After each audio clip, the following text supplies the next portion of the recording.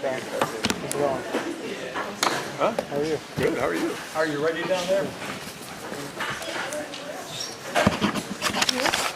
See if they're ready to start recording. Yes, okay. Good evening, and I'll call the meeting to order.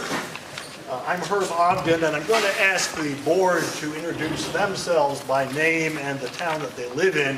Let's start at that end. This end? Yes. Jeff Wilson, Manchester. John Wilson, Manchester. Melanie Virgilio, Sunderland. Jim Salzgiver, Dorset.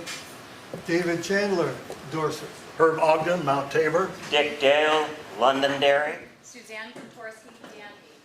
Lindsay Ralph, Danby. Alex Wiley, also Danby. And our superintendent, Randy Lowe. Normally, we begin a meeting with a 10-minute public comment period. For public comments regarding the superintendent's presentation, we're going to ask you to hold them until the presentation is over. We're allowing at least 30 minutes after that for comments, maybe more depending on how many people want to comment. But if you have a public comment that does not have to do with the superintendent's presentation and would like to go home, now is the time to do that. I'm not seeing anybody has a comment that doesn't relate. Yes, I do. Go ahead. I'd just like to find out how we're going to improve the performance, academic performance of the children in the school. Well, the superintendent's recommendations will touch on that, but I think that the answer to that is going to be so long that it's not appropriate to give that answer in this meeting where people have shown up for a different purpose. I'm sorry. Isn't the purpose all about the children? It doesn't matter how long the meeting is. Pardon? Isn't the purpose about the children? It shouldn't matter how long the meeting is. I think folks have turned up because they have heard that we have a presentation about the reorganization of the schools. Obviously, the reorganization of the schools has to take into account what Mr. Salat talked about. But correct me if I'm wrong, folks, I think most folks have shown up because we are talking about reorganization and not because we're talking about the broader question that Mr. Salat raised, which is a very, very important one. Ends policy report. Yeah, it's not, This is difficult to do Right. in this room. so I'll just say that, Mr. Salat, if you look at last week's board meeting, you'll see my ends policy report, which has a tremendous amount of information, and I think it will speak to your question. So just look at last week's Taconic and Green board packet, and you'll see the ends policy report. Also, at the October meeting, all of our schools will be showing their goals that they set from last week, for last year, the progress that they made on those goals, and establishing new goals. So both last week's meeting and the October meeting is focused heavily on exactly the answer to your question. You're welcome. Folks, there are about 10 more seats here in the front at least if you don't want to stand.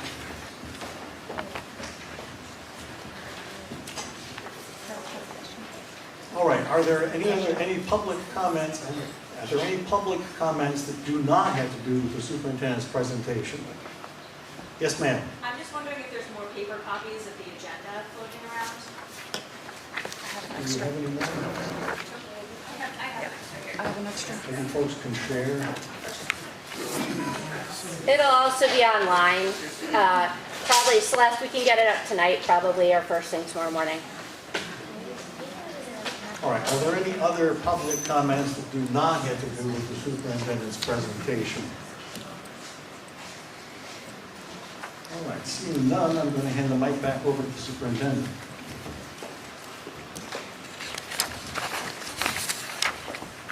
Good evening. For those of you who do not know me, my name is Randy Lowe, and I am the superintendent here at the VRSU, and thank you all for coming out tonight. Before I begin, I am going to go through this whole presentation, but I want to say, before I start, that this is an incredibly difficult topic to talk about. There is a lot of emotion. It's very personal. This is about our children. It's about our communities. And I want you to know that, that this is probably every bit as hard for me as it is for all of you. And this is about people, and it's about our kids. And in my role as superintendent, I have a responsibility to the community members for fiscal responsibility, to consider how do we appropriately finance our education system, how do we consider tax implications of our budget, how do we keep our budget at a level that we feel like people would be able to afford. And for probably many of you know that what's going on across the state with the funding model is making all of that kind of bananas. That, combined with educational responsibility, those are my two big responsibilities, right? Educating our kids, doing the very best we can with our community, and being mindful of the cost it is to do that.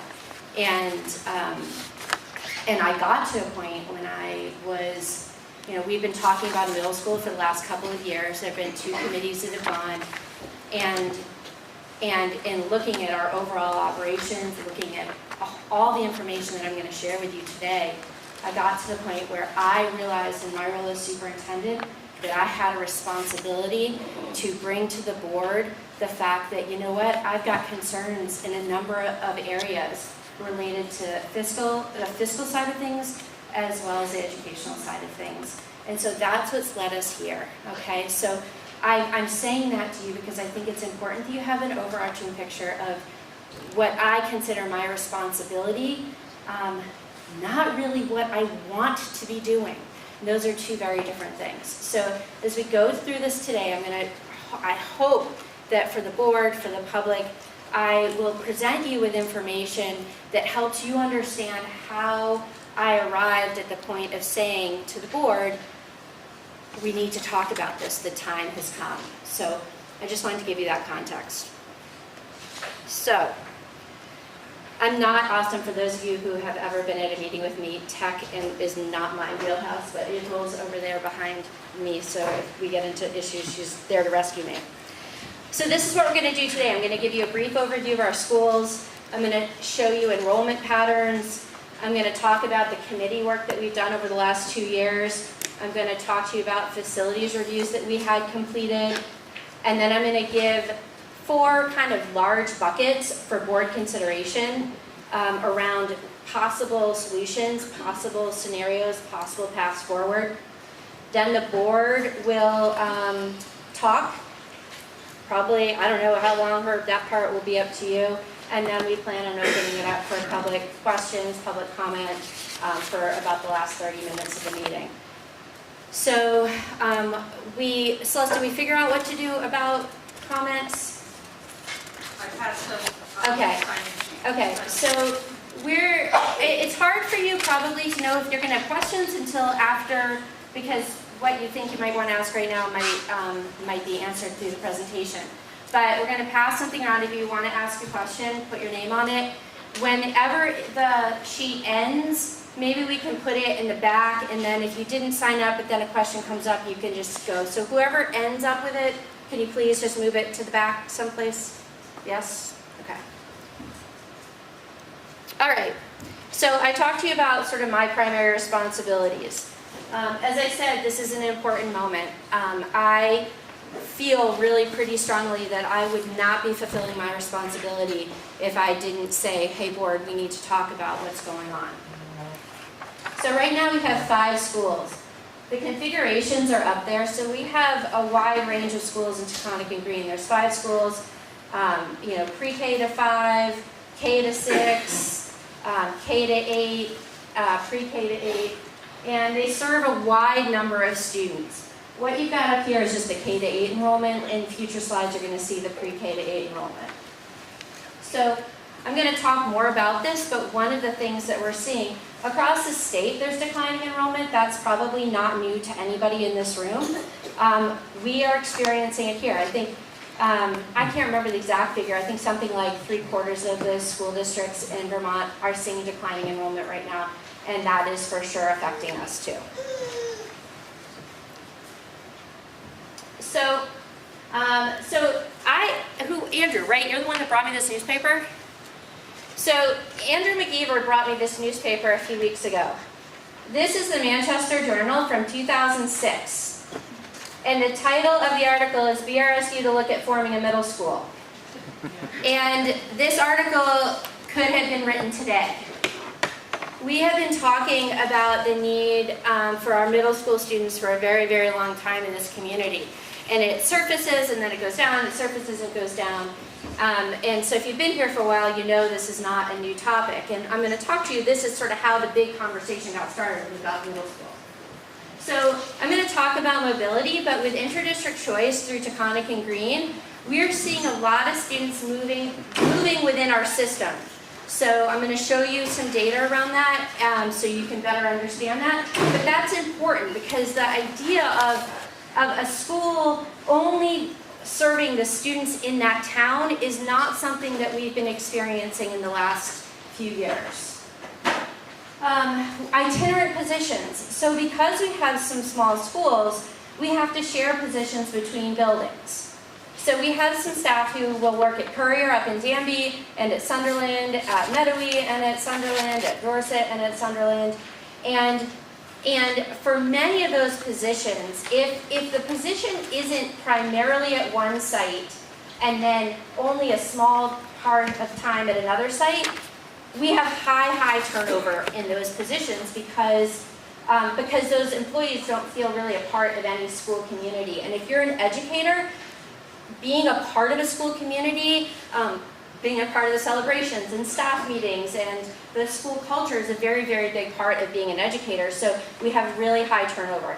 That level of turnover is not stable for our students, and it doesn't allow us to be able to really effectively educate our kids and kind of execute the goals that we have.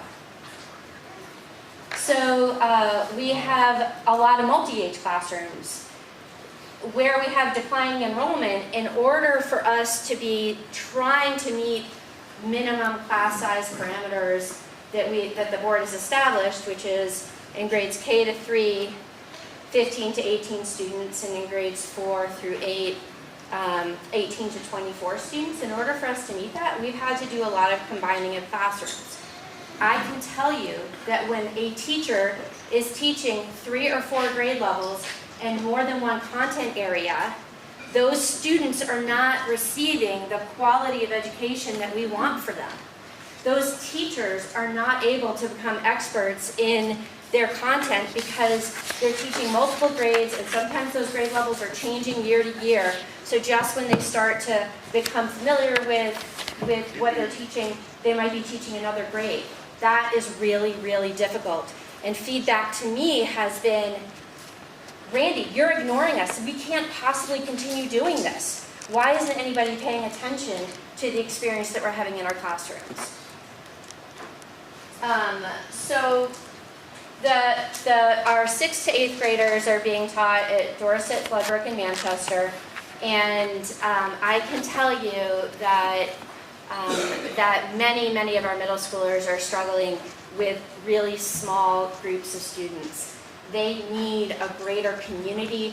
They are developing their sense of identity, and when they only have 20 peers and they've been with them for the last 9 years and they are coming into their own, we have students, many students every year who are struggling. They're feeling marginalized. They're feeling like there's something wrong with them. They're feeling like they don't fit in because they can't find their people in such a small community. And that's a big part. There's a number of other reasons the middle school work has happened, but that's for sure a big part of it. So here is some information. I'm going to take some time over the next few slides to go through this because it's very specific, and I want you to understand, I want the board to understand what this represents. So this is school enrollment by town of residence. Taconic and Green is made up of students from 9 different towns. So you can see the school on, I guess, your far left. the students that are enrolled at this school who reside in the town or towns that would typically be slated to attend that school are identified in that second column. So when you look at Courier, you see 63 students. Those 63 students that are in that second column represent residents of Danby and Mount Tabor who would typically be attending Courier, okay? So that's what that whole column represents. The third column means they're a district resident. So they do not reside in the town that school would typically serve. They're attending from a different town within Taconic and Green. All right, so you can see when I talked about mobility, you can see that there's places where we have quite a few students from different towns who are attending a school that's wouldn't be their local school. And then we also have students who tuition in through other school districts. So they're not private pay tuition. These are districts like we do for high school for 9 through 12. These are tuitioning in from other neighborhood districts. So I wanted you to have a sense of what the makeup of our schools looks like right now. So this slide shows you Taconic and Green resident students. So this is enrollment starting on the far right with December 19. So this is really pre-pandemic enrollment, okay? This is before the pandemic, and these are residents of Taconic and Green towns at our schools. So we pulled out all of the tuition kids out of this information. And you can see that the enrollment has been declining. December 2019, we were at 973 students, and now in August of 2024, we're at 860 students, okay? So I wanted you to have a sense of what we're looking at with this pattern. Here is the total enrollment, so now this is everyone. From June 20 through the start of the school year, 999 students, and now we're down to 906. So we're looking at approximately a 10% drop in enrollment, which is pretty significant.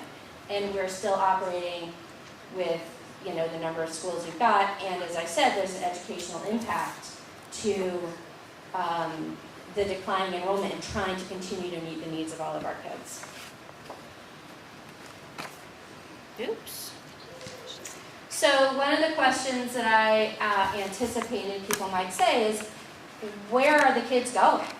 So we definitely have students who are moving out. We have students who some still are doing home study that haven't re-entered the system after the pandemic.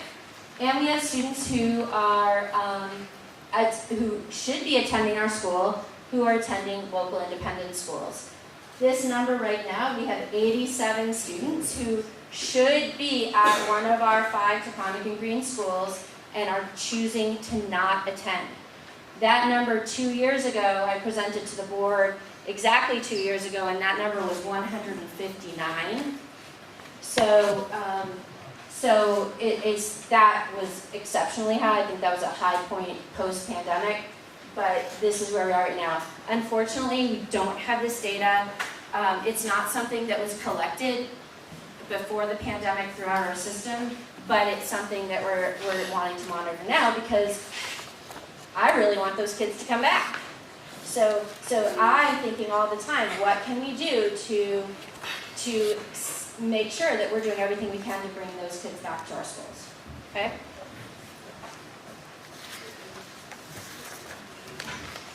All right, so I'm going to transition us from that information to some of the work of the middle school committee and how we've come to this point today. So in the 22-23 school year, there was a middle school committee that met for approximately a year. So that committee was made up of parents, teachers, community members, board members, instructional leaders, principal. There was a range of stakeholders that were part of this discussion. So the committee met one of the things that we did during that year was we hired an architecture firm from Burlington called Truex Collins to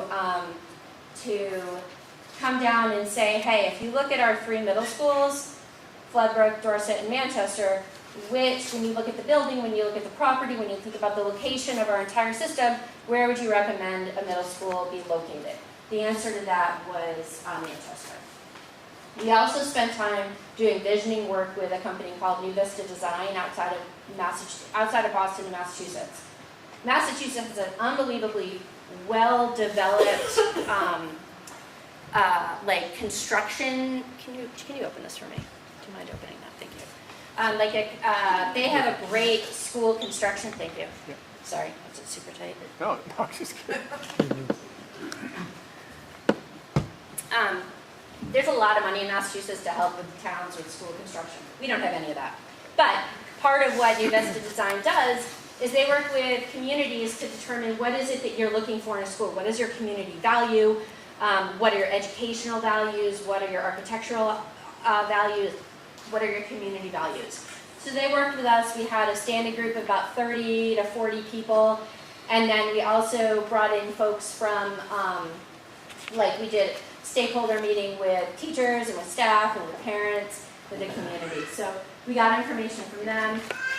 And again, part of our interest in that the committee recognized we really do want to be able to create a 21st century educational model that will entice people to come back, that we're going to make people look at our school and be like, they are providing programming that nobody else is, and we really want that for our students.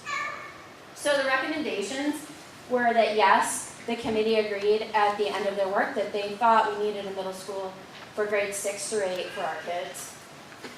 We thought that was best for teaching and learning. It should be in Manchester, serving students in grades 6 through 8, and approximately 350 students. That would allow for some space for people, for some of those students to return to our schools. So then last year, the school board had a committee. So they had a board middle school committee that was made up of board members, some educational leaders, some teachers, community members, and they continue to do work around what is the best decision for us regarding middle school for our kids.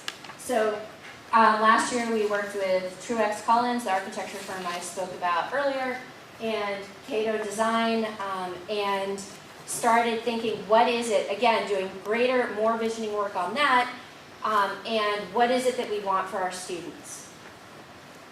In that process, there was a lot of discussion about, all right, look, we know financially we're in a tough spot across the entire state, right? And so if we aren't going to do a new building, what are some of those, what are some possibilities of other ways that we could be educating our kids that would be a lower cost, and what could we potentially reconfigure? How could we think about this differently? So through that conversation, we landed at, oh my gosh, we cannot talk about this without really looking at the rest of our facilities and our buildings.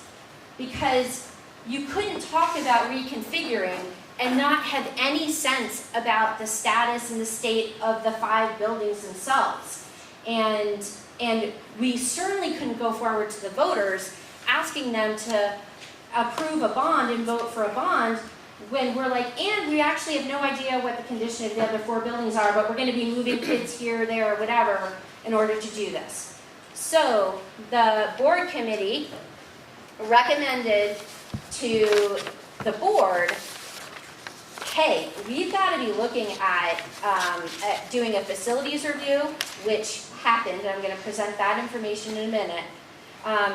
We looked at locations, where could potentially a middle school be built in Manchester if we wanted to do something off-site.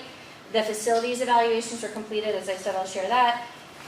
And then there was all kinds of time spent with what kind of reconfiguration possibilities were there with the buildings that we've got. Okay, so this is where we're at.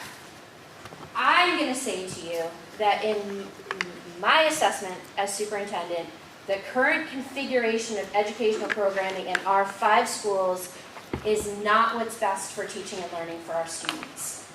And so I'm seeing the impact on our students and on our teachers, and I'm saying we really need to look at doing things differently. I talked about declining enrollment hurting educational programming already.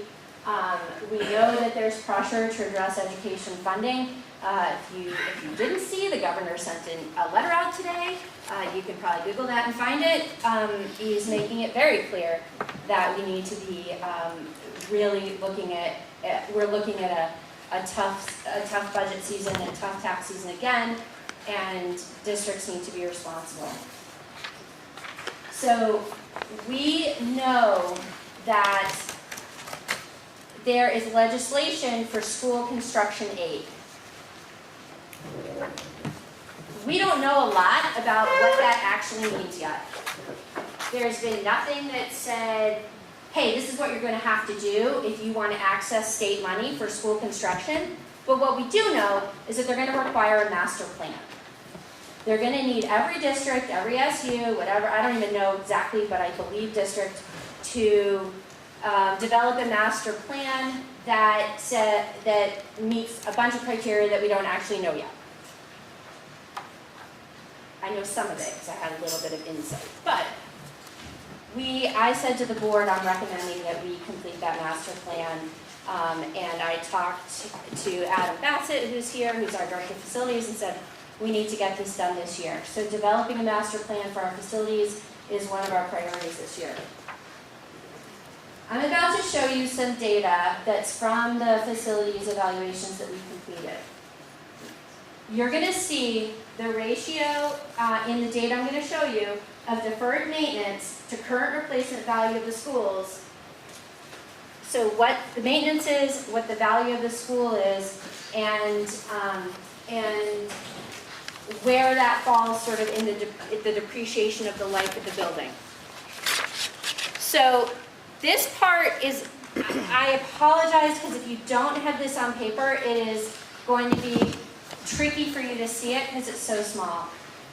But I wanted it to be up here because it's going to directly impact, it's going to give you the context for the next slide. All right? So if you can stick with me through this, it's context for you for what's about to come next. So if you look at the right side of the screen, you'll see FCI. That's the Facility Condition Index. Okay, so you need to know this is really not my wheelhouse. All right? But essentially, this is that idea of what is it going to cost to replace, what's the deferred maintenance over the replacement cost for the building? There are ranges about the percent that is depreciated. 0 to 5%, 5 to 10%, 10 to 30% are sort of standard numbers.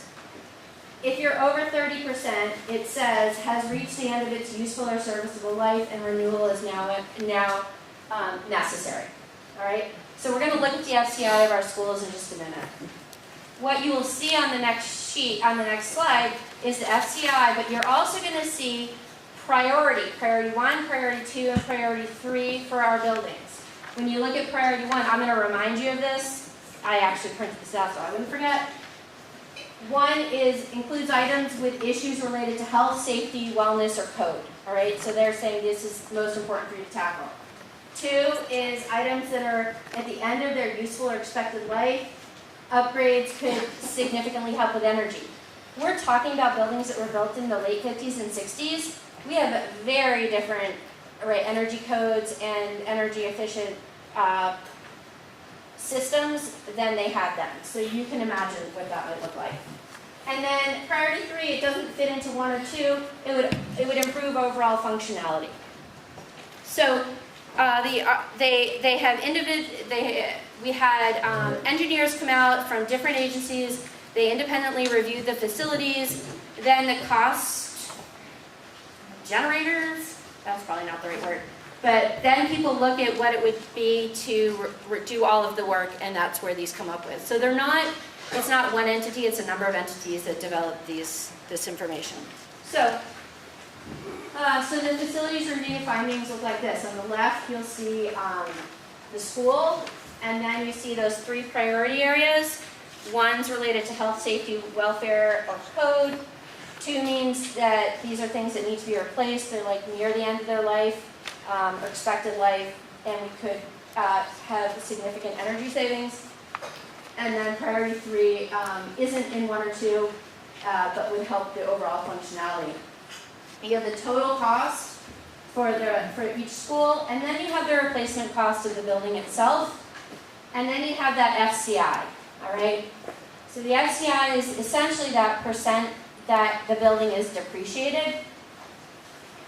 So at the bottom, you can see some organizations recommend building replacement if the FCI is 50% or higher. Others are at 70%. The Vermont School Construction Task Force is recommending replacement at 66%, which is 2/3 of the depreciated value and life of the school. And you can see our schools here. So we have, Courier, Dorset, Floodbrook between 45 and 51%. The Manchester building is at 34% depreciated, and the Sunderland school is at 76%. Okay?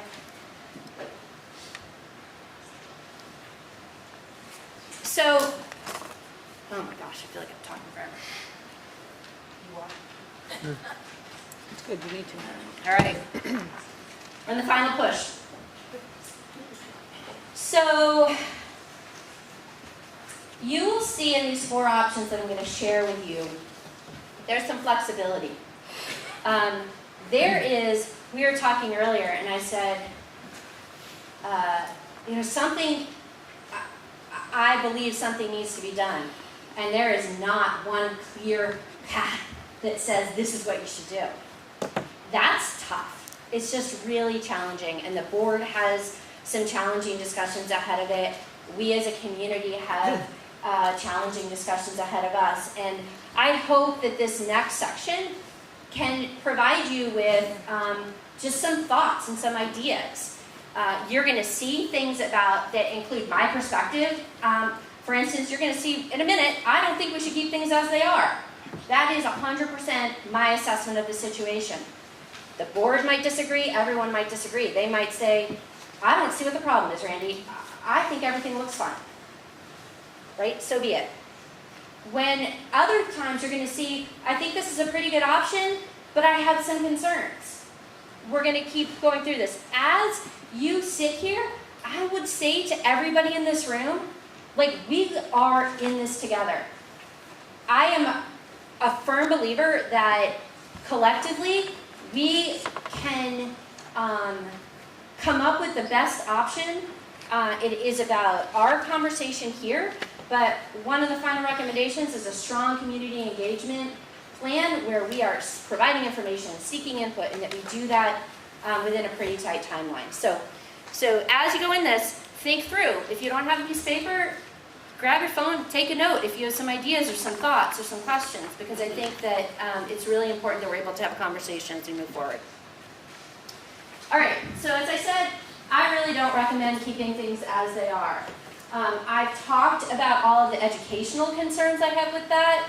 I don't believe you need to hear them again, but I don't believe that that we are able to execute and meet the educational needs of our kids when our teachers are having to shift what they're doing all the time and cannot become experts in their content.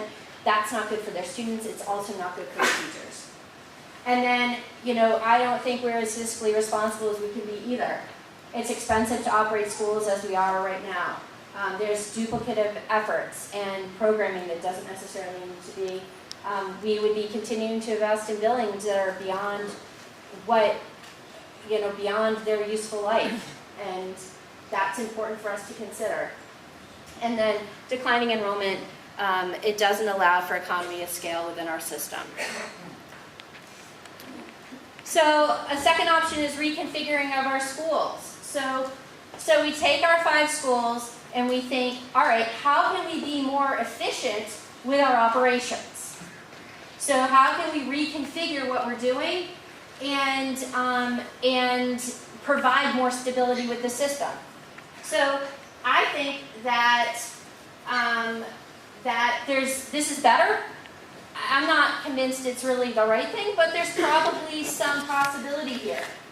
We're still investing in buildings beyond their life. And, you know, people keep using this car analogy. I could be driving a car from 1990 and keep investing it and keep investing it and keep investing in it, and I can keep fixing it and muddling along, but at some point, a new car is going to be like 1,000 times better, and you just have to let go of the old car.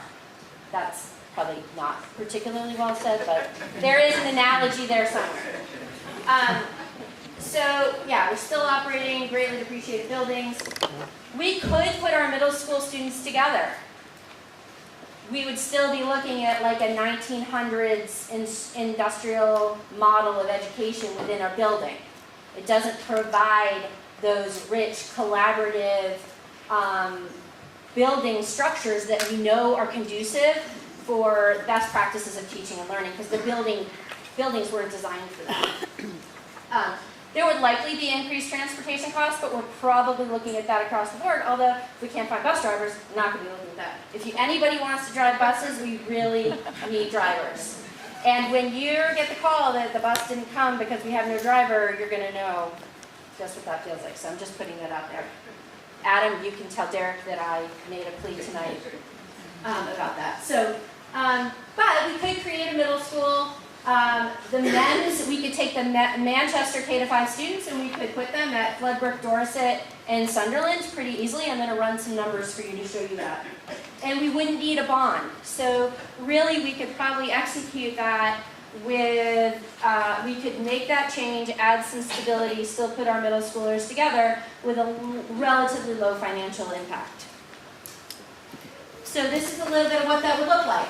So if Manchester became the middle school for our 6th to 8th graders in T&G, and then the current Manchester Elementary K-5 students were at Dorset, Floodbrook, and Sunderland. You can see the enrollment patterns here. These maximums you're going to see on the next series of slides are they're not like etched in stone. It's not building capacity or building code numbers. It's just a general enrollment. That's kind of where we would be. If we go higher than this, you know, Rosanna, people will be like, we can't make that work. But you can see with this configuration, we're still not at capacity at any of those schools. So it's a possibility. What it does is, you know, it brings Sunderland up to 108 students, which adds some stability. Now we don't have to have teachers teaching multiple grade levels and multiple content areas. That's what we really want from an educational perspective, the stability. I want Charlene to be able to focus on teaching 3rd grade and like do an amazing job with it and not have to worry about 2nd or 4th or 5th or on any given year how that might change. All right? So that's one iteration. All right?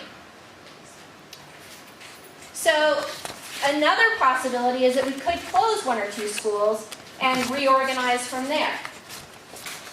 This would, and I feel like 2 feels like too much to me, and I'll show you that in a minute. But the idea of closing 1 school, I think, has some possibility. It would provide, again, a more stable educational environment.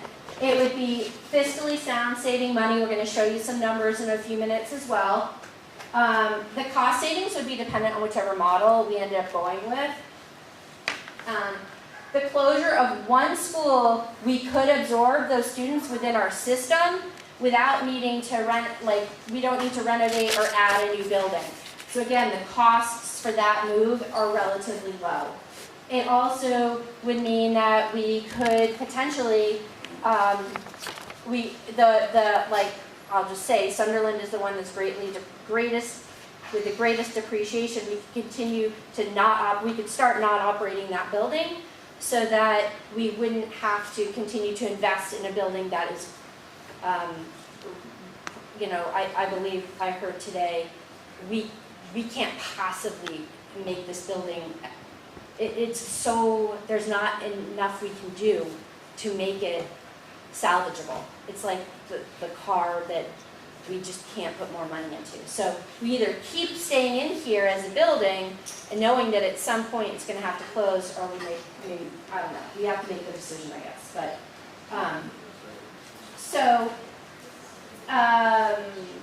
so again, middle school students could be together. We may need a bond if we have to do some renovations that are significant, but I don't know for sure what that would look like. So if we took the Manchester elementary students, moved them to Dorset, Courier, and Floodbrook, if we did, in this iteration, close Sunderland and move those students to Dorset, this is what it would look like, and then again, Manchester would become a middle school. So you can see the numbers here are all pretty, the buildings can absorb those students. And, we're looking at travel time. I have in here school to school. You're looking at 30, 35 minutes between schools. We know that students don't live at school, right? So please understand that I know that students are traveling beyond to get there. We do have students across the SU who are on the bus for up to an hour. Multiple runs are that long. So this would likely, if we're bringing, I don't think this one. Yeah, I don't have Sunderland students going.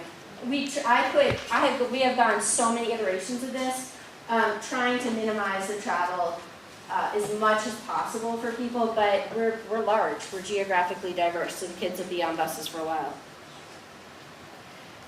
So another option is very similar to the last one, but we keep Sunderland open and bus Courier students. So Courier could potentially close. And again, it's very, very similar numbers. So those are both options where we can close one of the small schools, absorb the students into a school that we've got already operating. This is 2 school closures. So if we, Manchester Elementary went to Dorset and Floodbrook, and then Courier went to Floodbrook, Sunderland went to Dorset, we would be beyond capacity here. This is my concern around closing 2 schools. They would be really busting at the seams. There's all kinds of iterations for this. Oh, we are working on this afternoon. There are other ways to sort of look at this, similar to, for instance, we could consider Courier going to Dorset, Sunderland going to Floodbrook, right? There's nothing specific that says this is how it could be, but this gives you a sense of what those numbers would look like, just for the sake of the conversation and the discussion today. Okay. So, if we decide on new construction of a middle school or a new construction of a new construction of a middle school or a new construction of what is it? Like An addition, thank you.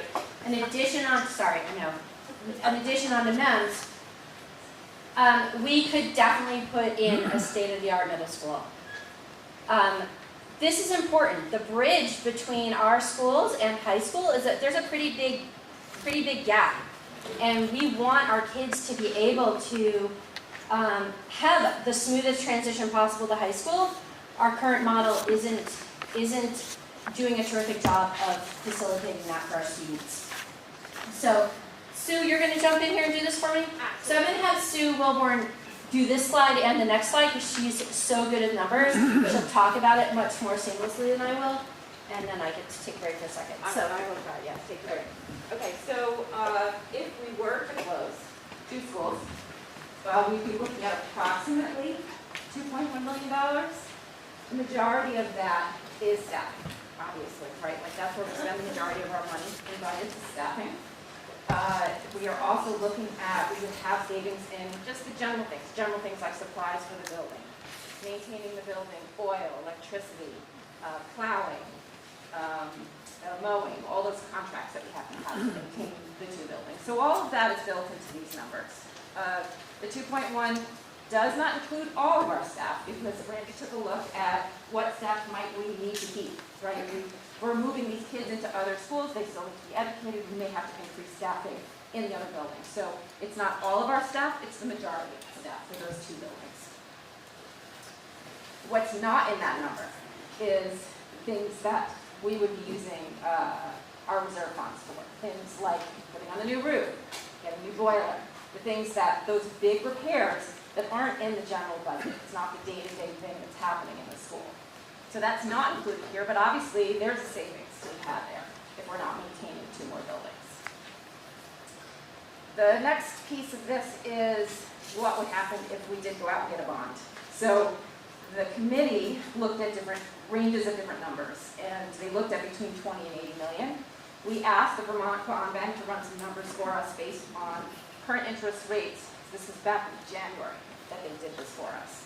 And that came out to, depending upon whether we did a 20-year bond or a 30-year bond, 1.7 to 6.9 million of payment for a 20-year bond, which would be 6 to 26 cents. We're talking about 20 to 80 million. So that's where that 1.7 to $6.9 million range comes from. For a 30-year bond, 1.5 to 5.8, and that would be about a 6 to 22 cent impact to the tax rate. We're looking at numbers, this is current numbers, right? So when I calculate what is the impact on the tax rate, I'm looking at what their tax rate look like right now. We don't know what our tax rate is going to look like when we actually do, if we do go out for a bond. So this is just an estimate to give you an idea of what the cost would be. And then Andy has notes on the bottom about providing, obviously, which is already talked about, expanded educational opportunities and expanded educational experience. Ready? I'm not going to walk you through all these. This is what we just talked about, the bonds. But these are the actual numbers that, if we were to go out for bonds, what they would look like. And then up top, we have when our current bonds get paid off. We have 4 more years to pay off the last 2 bonds that we have from other improvements that were done in Manchester and Leopard Public Use. Okay?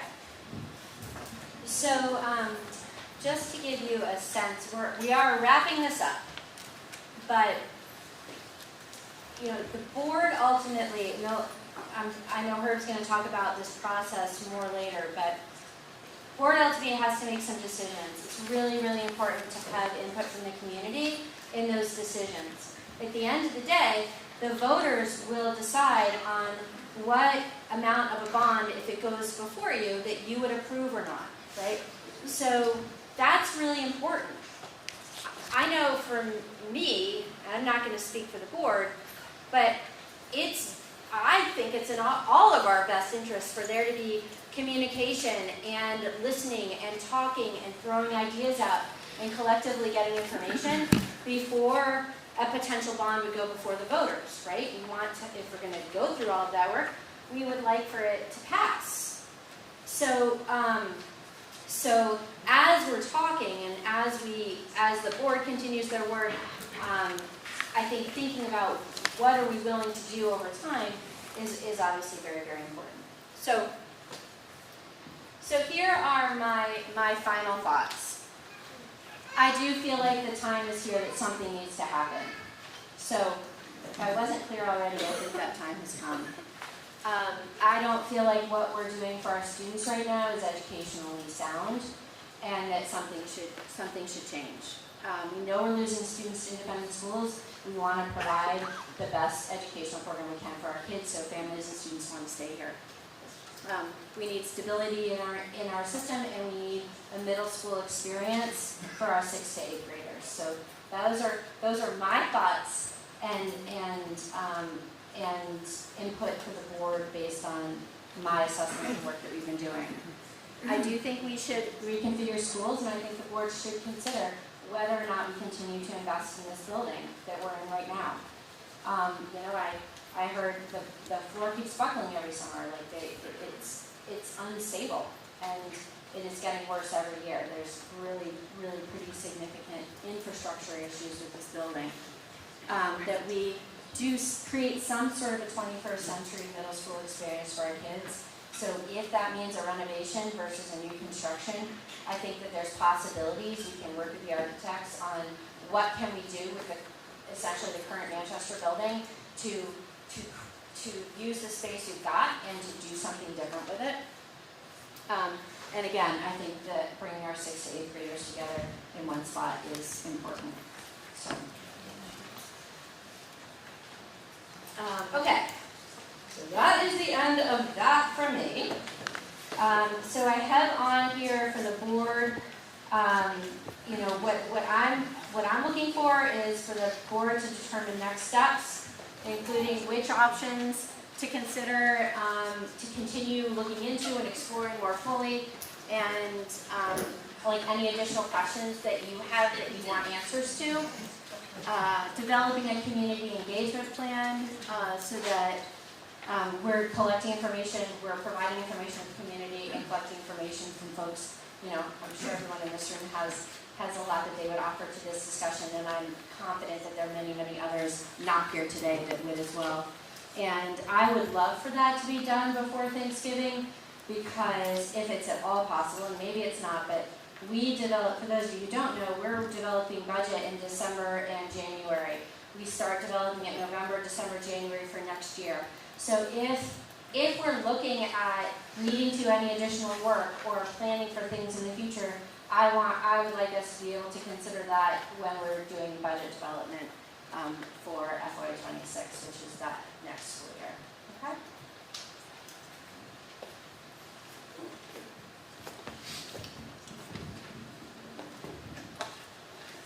The agenda after presentation by the superintendent on state of the schools says discussion regarding the superintendent presentation. And I would like the board to let me know whether we really should combine this with the public comment period before we take any motions about what the board ought to do. Yeah. Looks like the board agrees we should. Yeah, good. Okay. Let me just introduce this by the public comment period with just one additional piece of information, which is that the merger agreement that formed this district back in 2017, began to operate in 2018, includes this, that if the board, this board here, is thinking of closing a school, we have to have a public hearing in the town where the school is located and give the electorate of the town the opportunity to advise the school board through a non-binding referendum. Then, in order to actually close a school, that takes a 3/4 vote of the entire school board. So, just background there, if you're willing to give us advice about which direction we should be headed in, bear in mind that anything that involves closing has to include a public meeting, it has to include a non-binding referendum before the board can actually take any vote at all. Let me get an idea of how we should... Can I just clarify real quick? Yeah. That is not this. This is not Right, that that's not this. referendum. This is Right. separate. This You would is be not that individually. meeting. Right. Thank you. Yeah, thanks, Bill. Let me suggest this, that if any board member has a question about the superintendent's presentation, let's take the board first, and then I'm going to ask you folks, how many of you think you would like to say something, get an idea about how to apportion the comment time. The first board members, are there board members that have questions for the superintendent? I do. Dick. Let's start with John, okay? Want me to take this? Randy, where does the master plan fall in the order of operations as you see it? And you know, what are you looking for?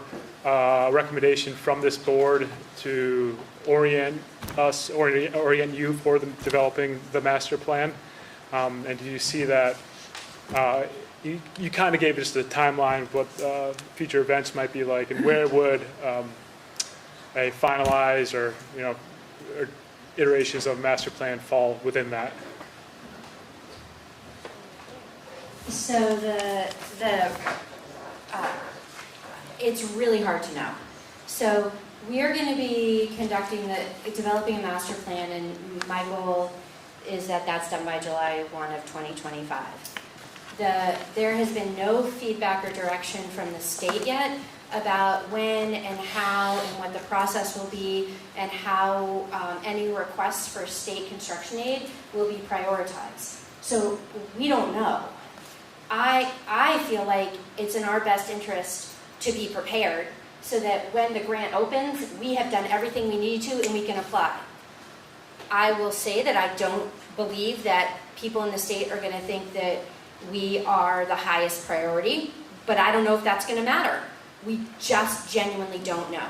So from the master plan, conversations I've had with the architects is that we complete part of the work, architects can support us and complete part of the work. The board itself doesn't have to be involved in the master planning process. It's our office combined with an outside entity to make sure we've got all the pieces that we need with whatever the requirements are for the state that we haven't seen yet. But we do have some idea of at least some of the work that needs to be done. Yes, So there's some concurrent work, but unfortunately we don't have some of the answers that I think probably all of us wish we had right now. Can you just clarify for the public, what do you mean by the grant process? So there's legislation that the discussion about the fact that we have not funded, as a state, haven't put any money at all into school construction and renovations since what, 2008? So the depreciation of our buildings across the state is pretty significant.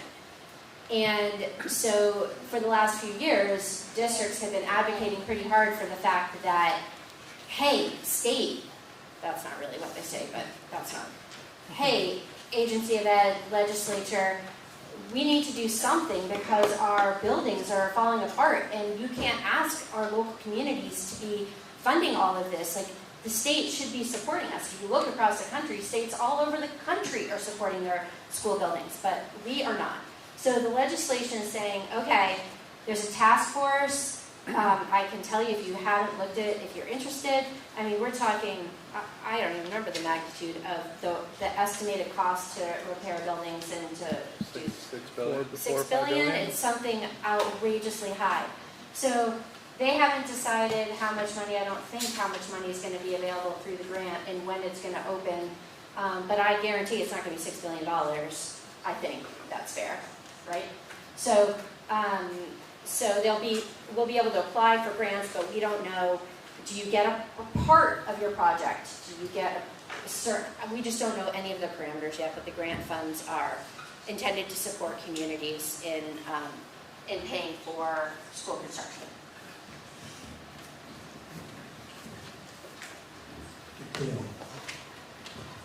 I'm particularly concerned about some of the details of each one of the positive plans.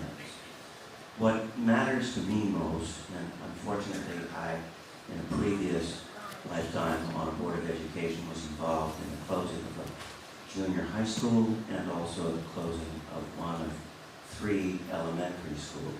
And the biggest concern of almost every parent that I encountered was what specifically is going to happen to my child. What are the plans for my child?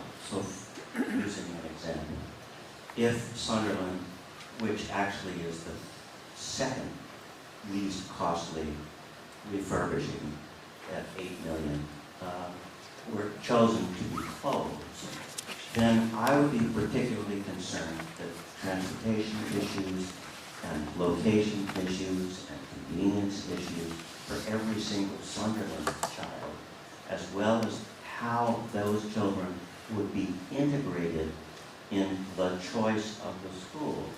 Those details really matter, and matter to me, because I was lucky enough to serve on both middle school study committees and was lucky enough to be involved in the North Shire committee.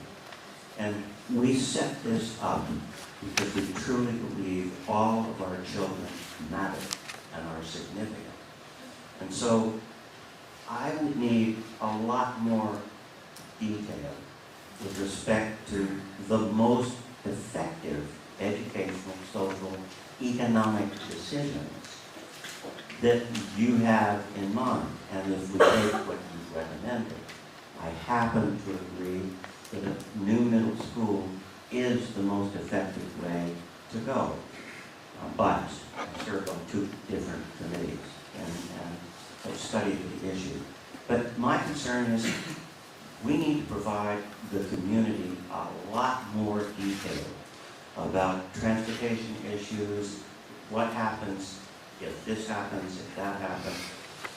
And I'm reluctant to make a choice, whether it's one school, two schools, or reorganization as a whole, until I know exactly what's going to happen to the kids.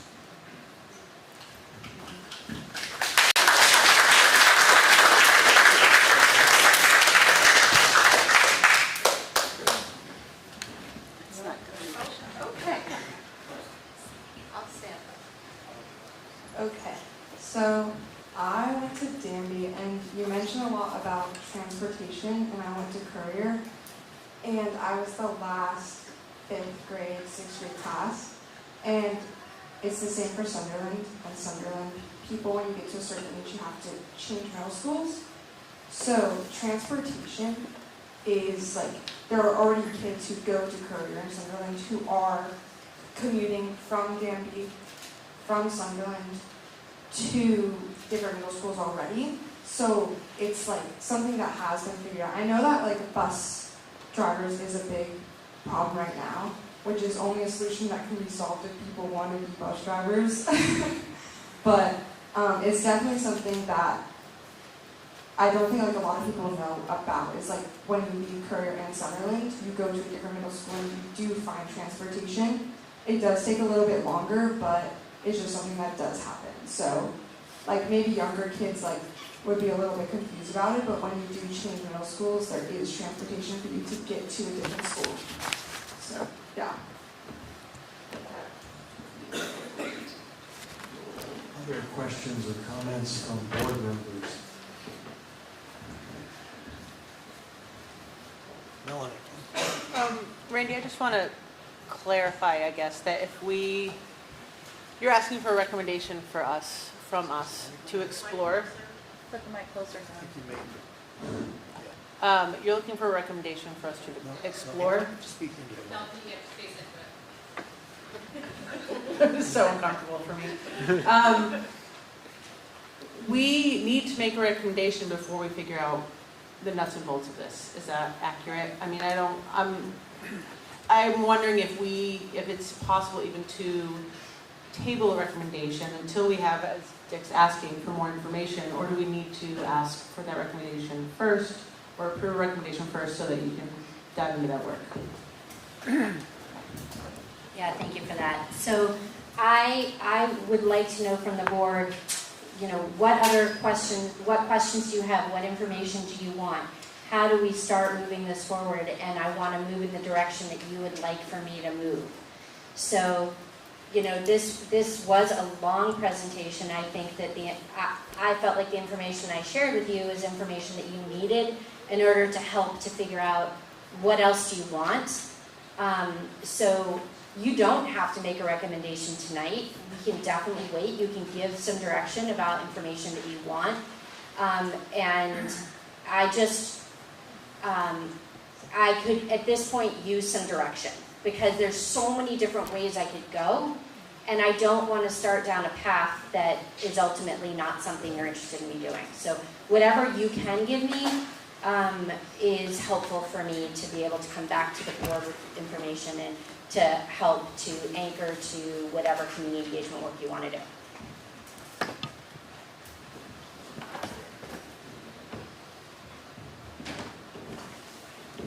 So would the board agree that to do that, we should now take public input on the pros and cons of at least the 4 options that have been identified?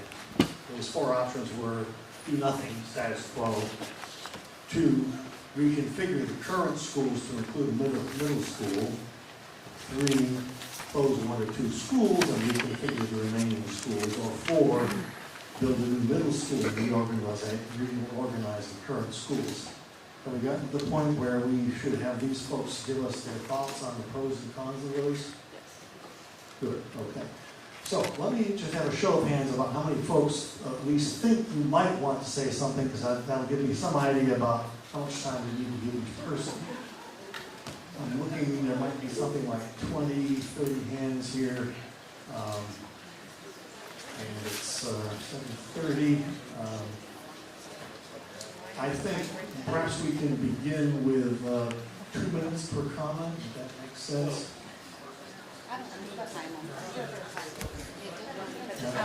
Some people are saying 1 minute per comment. Okay. All right. Okay. Let's start, and let's try to keep comments to 1 minute. And I will just call on people. I apologize, I don't know your names. Yeah, there is a microphone out there. So yeah, that's a good idea. Just line up. I'm going to hand the microphone back to the superintendent because I'll wait and see. I think we need to let everyone. That's also on.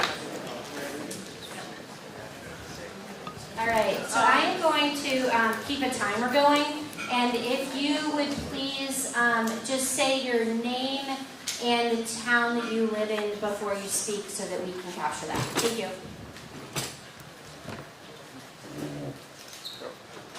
Mary Van Vleck, Sunderland. I have a question about Randy's presentation. And with your facilities review findings, you have Sunderland at 76% for the FCI, correct? About 7 years ago, this whole building was revamped. Now, as far as the floor goes, when this building was originally built in the 1960s, it was put together. So there are columns underneath the building, and on occasion they have to be replaced. I suspect that's why the floor is wavy, because some of those columns underneath the building. It has been done twice before, and I expect it needs to be done again, and that'll take away the bounce in your floor.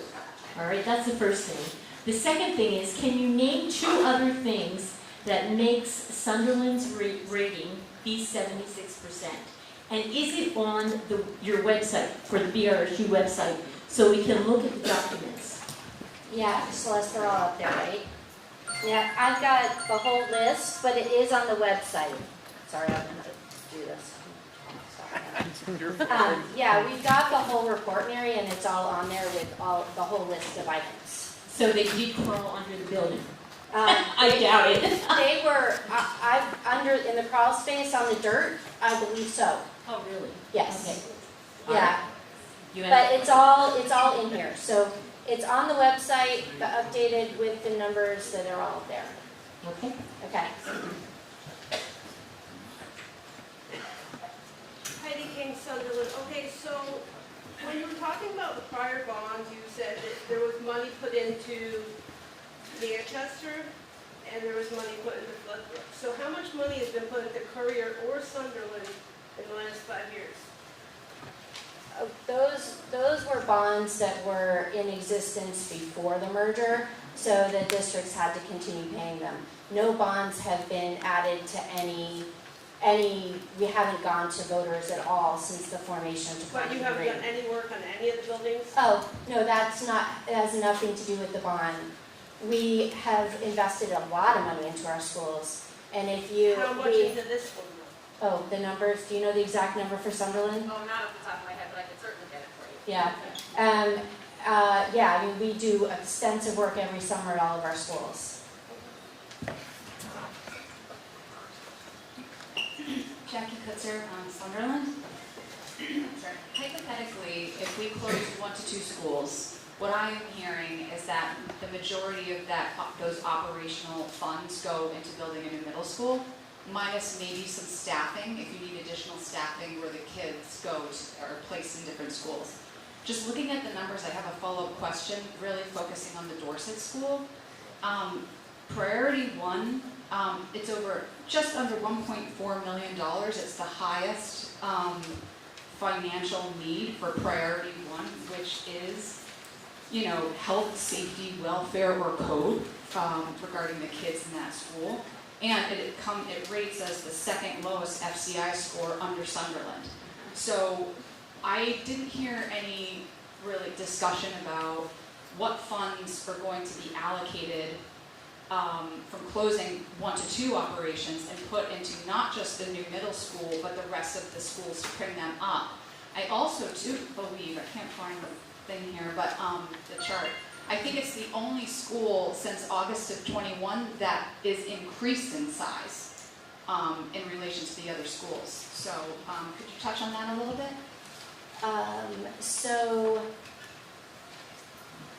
yes, but there's a lot to sort of touch on. So there's mobility within the system. The Dorset residents themselves have decreased significantly. So the numbers are higher because of interdistrict choice. So it isn't, if everyone went back to their home school, Dorset would have a significantly, I mean, their numbers would be much, much, much lower. You would see a significant decline in that building. So we have a Buildings and Grounds Fund, and so we, at $3 million is in there right now, so we continue to, we replaced all the windows at Dorset, we did floors, we have, we've done like so many projects, and we can put this stuff online. We've got a list of all the projects, so for anybody who wants to see the investments in all of our buildings, we can post that. If you just make a note so we can get that on there so that you can see. I don't keep track of it sort of ongoing in my head, but we do continue to invest in it.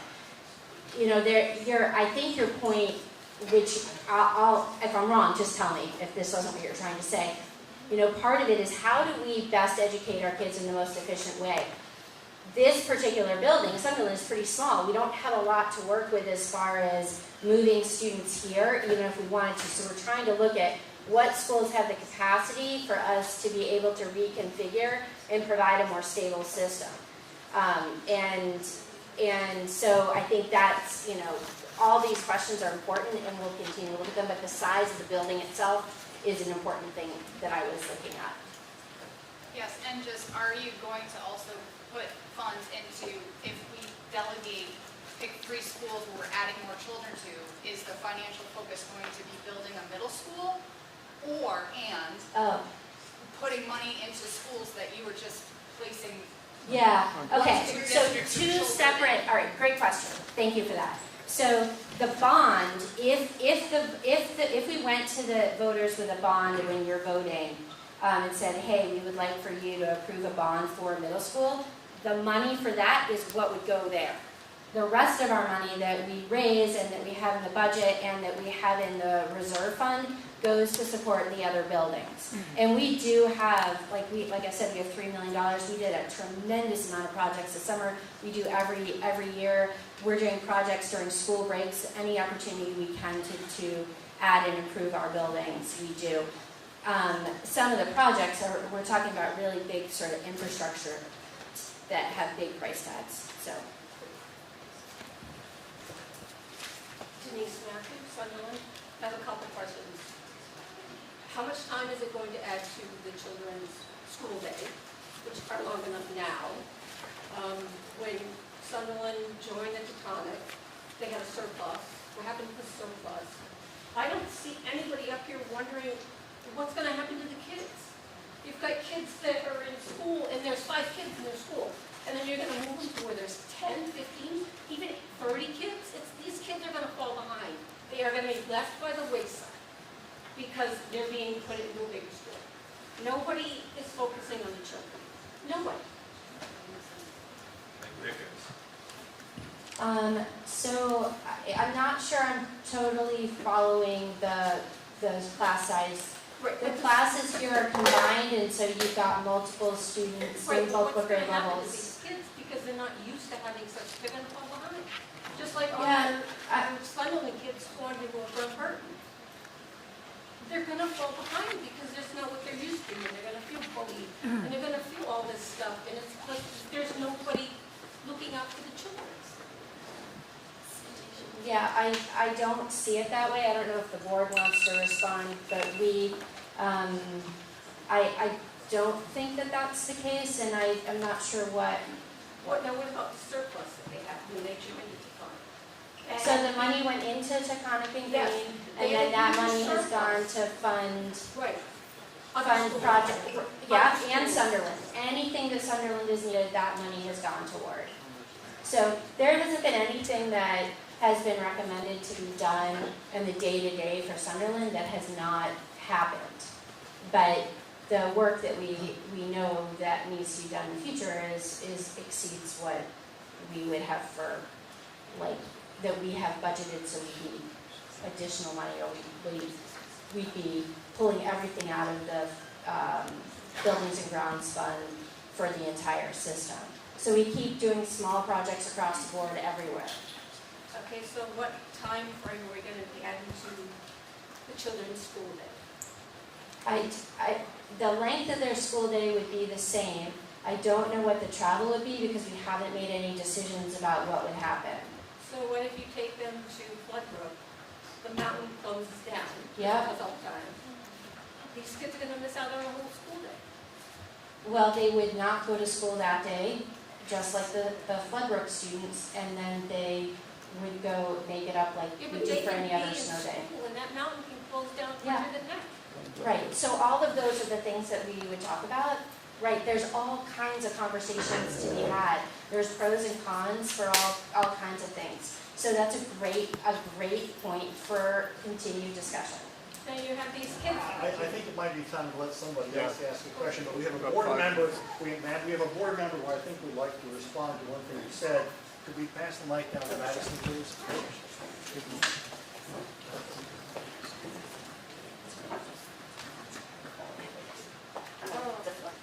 Defer to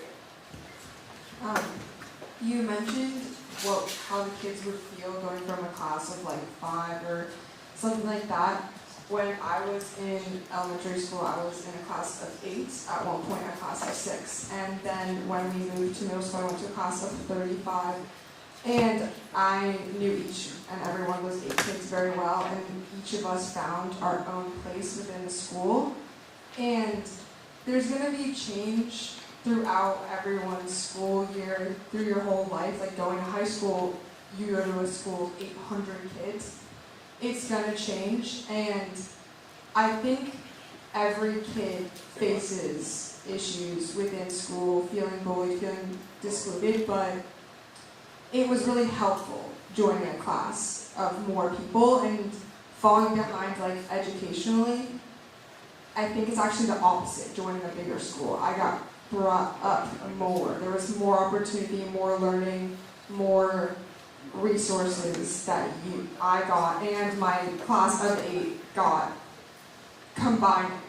And when you combine 3rd, 4th, 5th, and 6th grade all into one grade, it's not helpful. So like combining schools or making a bigger class of people of your age is actually very helpful personally, from what I've noticed, from coming from Courier to different schools. So I hope that helped.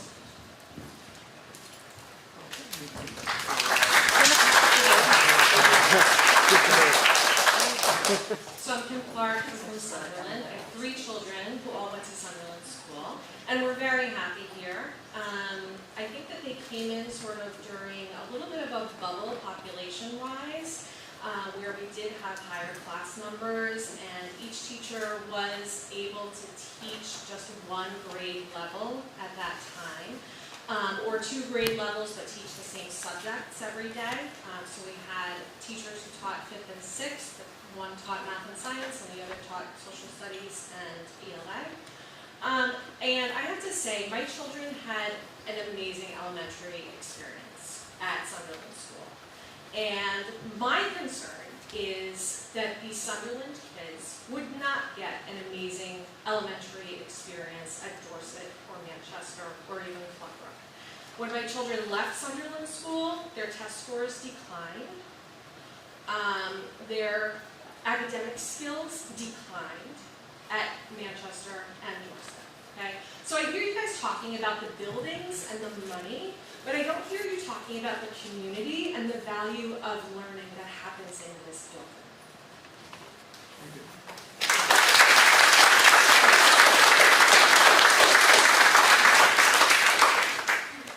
So I'd like to know,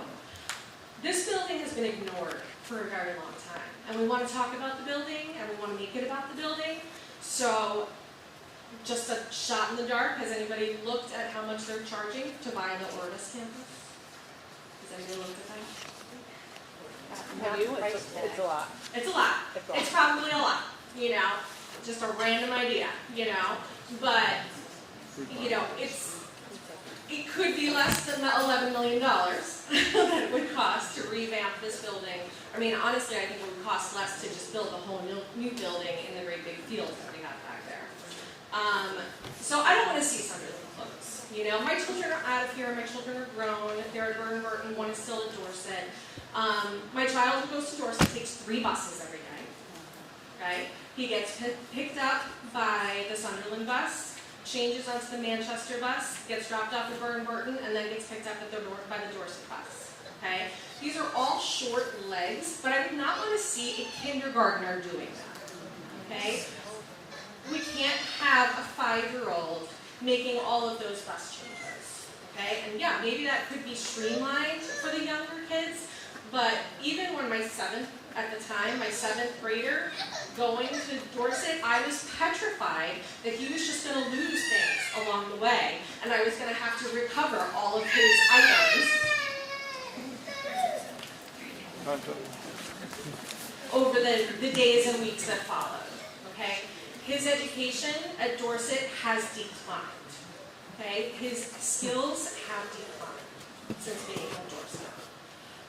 Whether that has to do with the bus ride or not, maybe it has to do with the teachers and the fact that he's not in his community, as the person previous to me was talking about. He's not in his community. He was ready to leave Sunderland. You know, he was a 6th grader. He was ready to move on. He had been here for 7 years with the same kids, you know, throughout, and he was ready to move on and hang out with different friends and etc. But the fact is that the quality of the education that he's received has been far less. Thank you.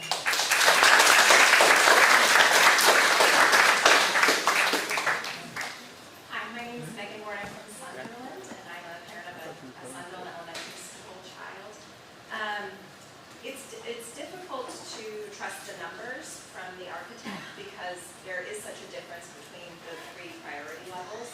And certainly, as some others have done the math, there's a big change in the FCI when you take out, say, priority 3, which feels a little bit more like a want to have than a need to have.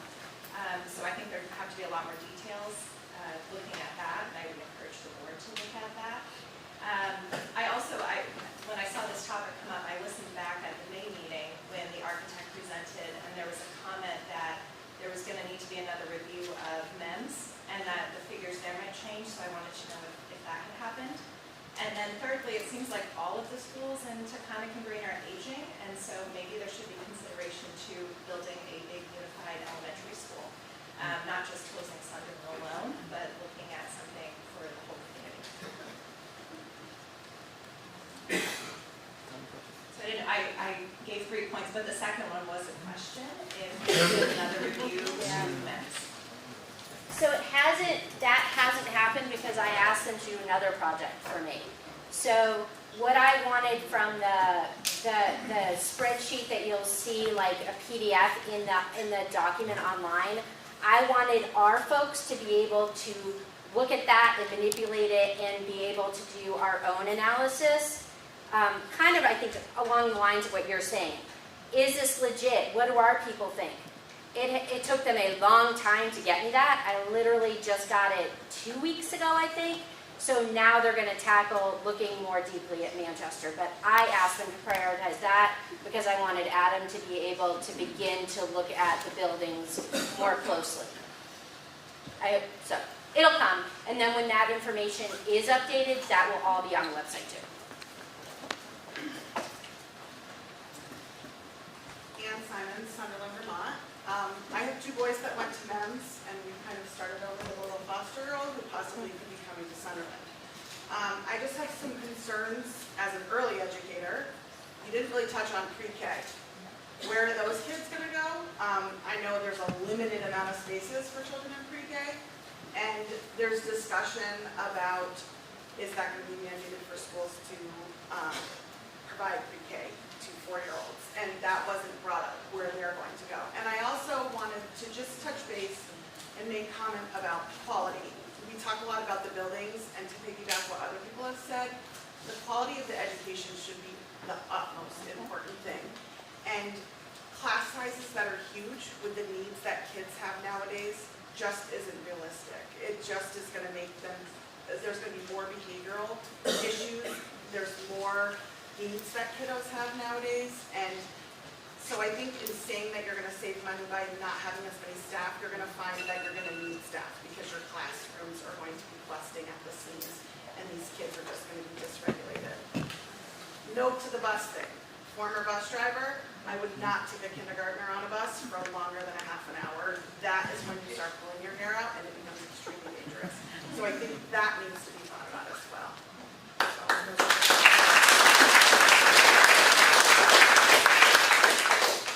Hi, sorry, Charlotte Carthy, Manchester. I went to Vermeer 2019, men's 2015. My biggest concern is employment. I'm someone that I love this community. Maddie knows I coach her in field hockey, I coach lacrosse, I coach ice hockey. I had a job at Northeastern. It was remote. I was still in town, but I wasn't in that sense of community. If you were to close down 2 schools, what would the employment look like between the 3? That's my biggest concern in terms of I have friends who want to come back here. So don't only think about the kids in the school, but kids who have graduated and still love that sense of community who want to come back.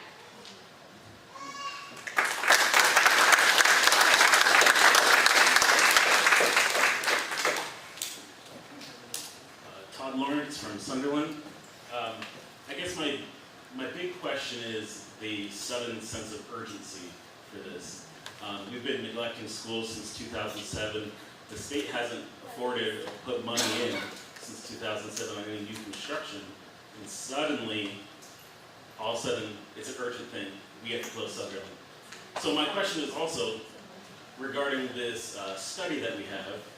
Why are we using this new study when in 2023, the state funded, after Act 72, a facility study on our school?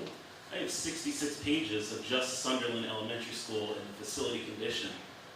The values that the state gave are vastly different than what was presented here today. The superintendent can correct me on this, but I think the main reason for the difference you're talking about is that the state looks at replacing things with the same thing, just a newer version of it. But what a lot of the stuff that the state looked at replacing is actually obsolete. Yeah, the May 28th board meeting when the consultant gave us the speech, he talked about that. So we're going to be replacing stuff with like the highest end, which artificially inflates this, when our state is always historically poor. So we're trying to replace an aging European sports car that we've neglected with just something more expensive. And we know the cost of education, even if we cut the funding to the schools, is not going to go down. Our taxes are not going to go down. So that's my question. Thank you. Well, I'm glad you brought up taxes. I'm glad you brought up taxes, sir, because one of the reasons why this has become urgent is the drubbing that we've been taking from the governor about the tax rates. Johnny,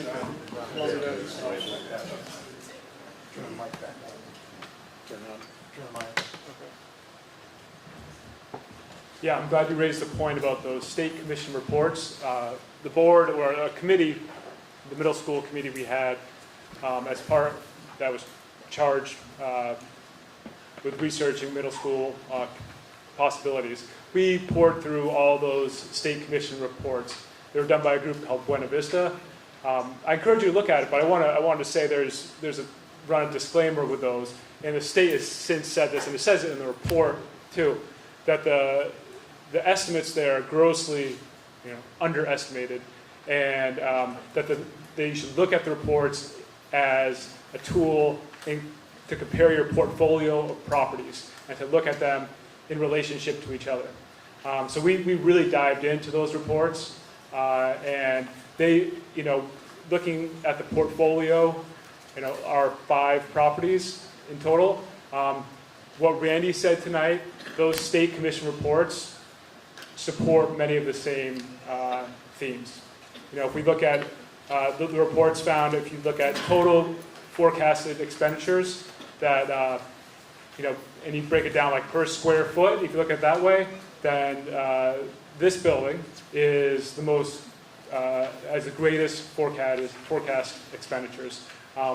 So you can look at those reports, but please note that dollar values in the state has said they're grossly underestimated. Very good, Dorsey. So this is being presented as something where there's some urgency, and theoretically that same urgency would apply regardless of how it's funded if it's a real problem, right?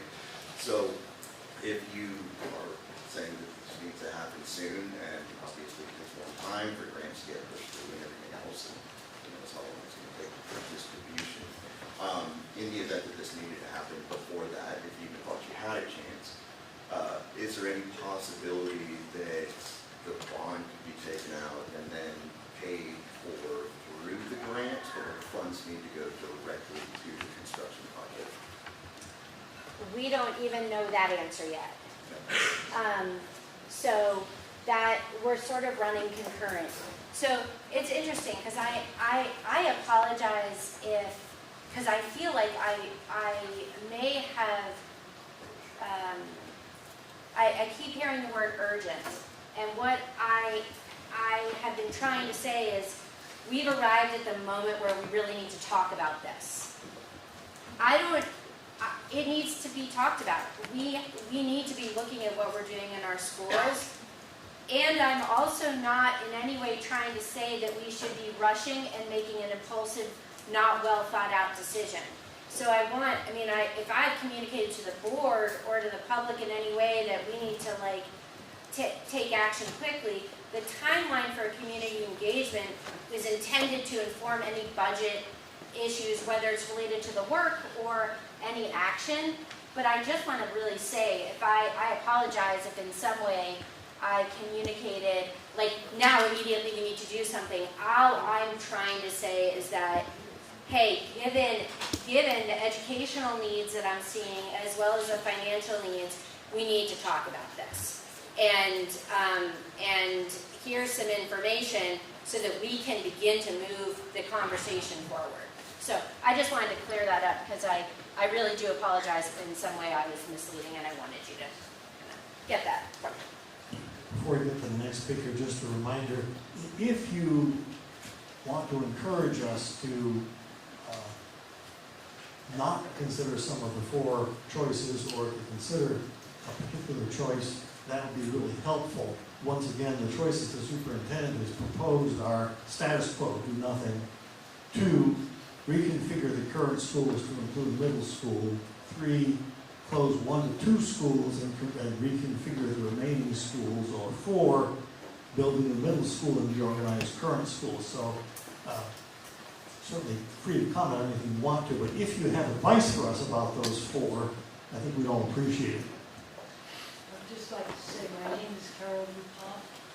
I came out of a meeting today with very bright people. They said they did not know how anybody could ask to build a school or improve the schools when kids were testing 2 grade levels below where they should be. Possibly you need more teachers and better teachers, and maybe that would be a better gift to the community than building anything.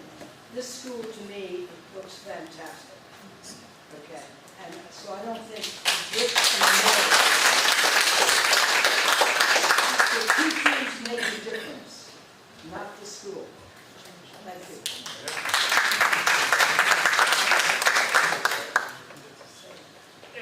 Brian Murphy, Sunderland.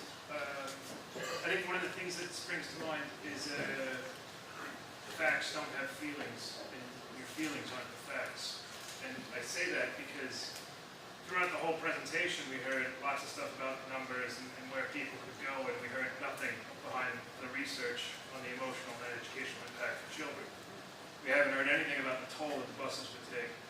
We haven't heard anything about how that segregates communities and tears them apart. You know, I'm a very research-driven person. You know, I'm a director of mental health. I spend time with kids. I spend time with families. You know, there's no aspects of what are the social determinants of health. If we look at 80 million bond, 26% increase in taxes, what does that mean for the people that live here now? You know, I made a conscious choice to move to this town from overseas for the education because of these things. You know, I want to know what the conscious choices that you all are making with regards to how you see this going.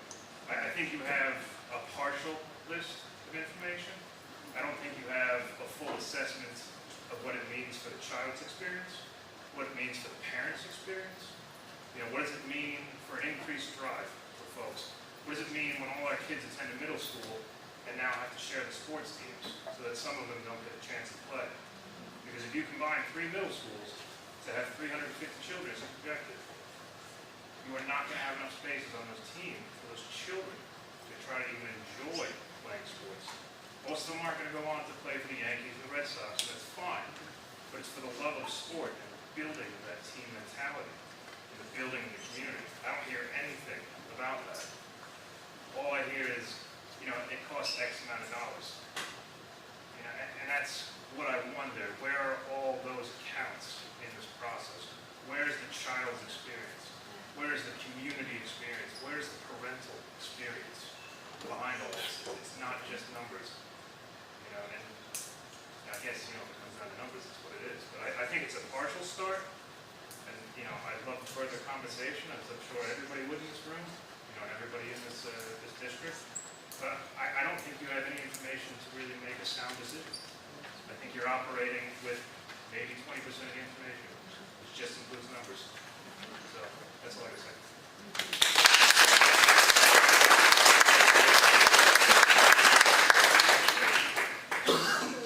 I'm Richard Davis, Town of Sunderland.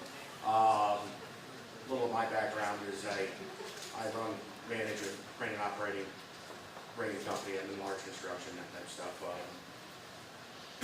I understand where the superintendent, I understand what she's trying to do here. Okay, she has a job to do. She's trying to benefit our children, trying to be fiscally responsible. She's trying to do all these things and recommend it to the board where she feels it ought to go. I'm going to make a recommendation to the board tonight that I think you have, out of the 4 options, you have only 2, really 1, because I do agree with her that doing nothing is not an option. I agree with that. But I don't believe shutting these schools is a good idea. And I think you're going to run into a lot of trouble when you start that process. And there's going to be a lot of people that are going to be upset. You're going to have, I believe you're going to have issues passing budgets. I believe you're going to have lots of other things go on when you do that. I also believe that in today's economic environment, with all the costs and inflation in the last 3 years, now is, although I think it would be a great idea to have a new middle school, I don't think that cost is on the table for most taxpayers right now. I mean, that is, regardless, and I appreciate the idea the state's putting out some money, but where's the state get the money? From the same people that are sitting in this room right now, right? So the state's going to fund that with money that we gave them. And, you know, so that doesn't help us at this point in time. So I think that what you really have to look at is if we're going to restructure what that cost is going to look like and how we can do that most efficiently for these economic times. We can get her a little ways to where she wants to be with her recommendation of what we need to do to make some adjustments. But, you know, in the last 4 or 5 years, everything that we've gone through, I just don't feel like this is the time to really go after big change. People are struggling. And when we talk about the used car, you know, what I get at is that you're going to put a Mercedes for a school, you know, for a middle school in Manchester, and everybody's still driving around in a 37 Yugo, right? I mean, that's where we are today. And that's, you know, just as a very poor analogy, but I think that, you know, she's looking to bring it to the board. That's her job, what she's trying to do to help the kids, the education side, and stay fiscally responsible. So she's done her job. The board, you guys are here to listen, and you're here to listen with us. And like I said, I think, you know, option 1 or 2, but really 1, we're not going anywhere with 1. So I think option 2 is the place we ought to start looking and getting some information, because let's face it, you know, freshman year of college, abstract math teaches me that I can take all those numbers that you had, and I can tell you 3 different stories with all those numbers just by adjusting a little bit, a different pie graph, a little different chart, and I can tell you why any of these things is a valid option or not with all those same numbers. So we definitely got to get some more details. Thank you very much.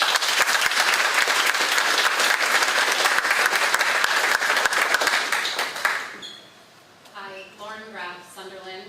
Sorry, I had to write down notes or I would go on too long.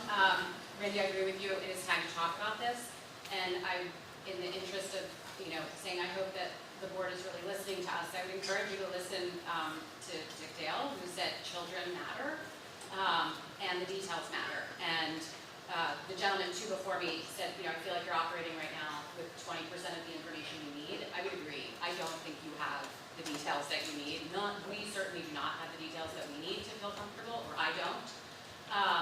That said, I don't have a foregone, a sort of predetermined answer for you in terms of what direction to go on. I think there's just a lot more that needs to be understood.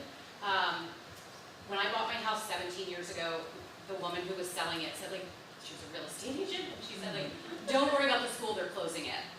And like, that was 17 years ago, I was told, and I have since had 2 children come through Sunderland Elementary and had an amazing experience. Teachers care deeply about them and love them and know them and nurtured them and cared for them all the way through, and it was fantastic.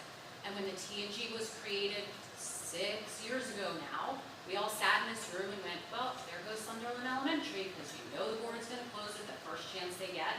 I think in the rules it was 4 to 5 years before you were allowed to close a school. We're at year 6, so good job holding on this long and trying to keep us alive. The argument that Sunderland needs to be closed feels disingenuous to me, that Sunderland needs to be closed because Dorset is increasing. Dorset is increasing because people have been saying for years that Sunderland was going to be closed. And so families are leaving. And when we got the letter last year saying inter-school choice, that was like the nail in the coffin for Sunderland.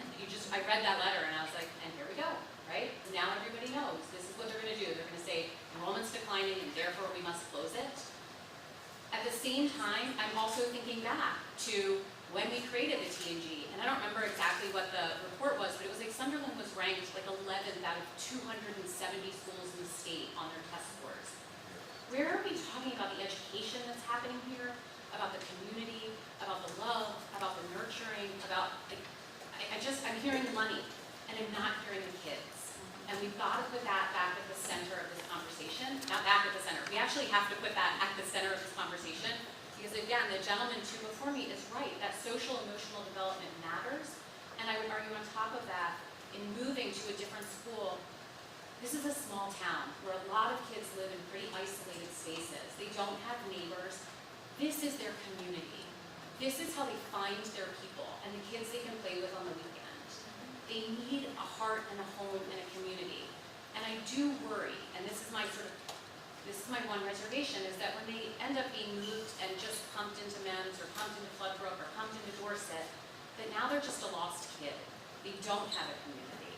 And so losing this school for our town would mean its own loss of a part of a community. This really is the center of our town as far as I'm concerned.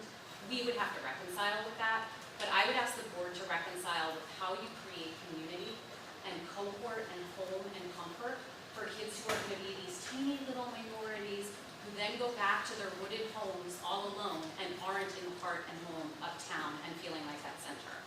So I'd say keep exploring. There is a lot more to learn and there's a lot more we need to understand. And so I'll just pause there and thank you for your time.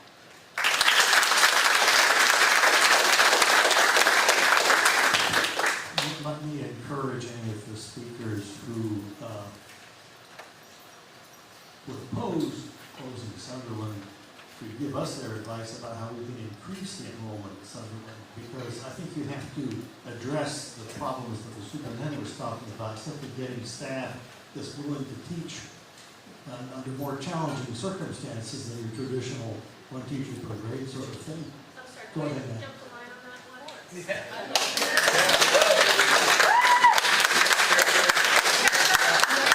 So I teach here, and and maybe you were speaking in more general terms, but for probably the majority of my career here, I've taught the combined grade level and have enjoyed it thoroughly. And there's a great deal of benefit. I've also taught a standalone grade level, and there's a benefit to that. I don't believe any of my colleagues over the last couple of years, when we've had to shift or we've had to combine in different ways, I don't believe any of us have complained or dug our heels in. We actually look for a way to make it work, and I believe our students have benefited from that. So, please don't speak on my behalf. I haven't found it to be particularly overwhelming or challenging or feeling like I'm having to work 10 times more because I'm combining grade levels. I look at that as having the benefit. For example, I have a 4 or 5 math grade level last year and this year, and it's been absolutely wonderful. The students benefit from each other. We learn to work together. The older kids help the younger kids. It's been really great, and I believe our growth and the product, if for lack of a better way of putting it, speaks for itself. Over the years, our Sunderland students, socially and academically, have left here to go to middle school, and the feedback we get from parents and from the middle school that our children are some of the strongest students in those classes, in those brand new schools that they're matriculating into.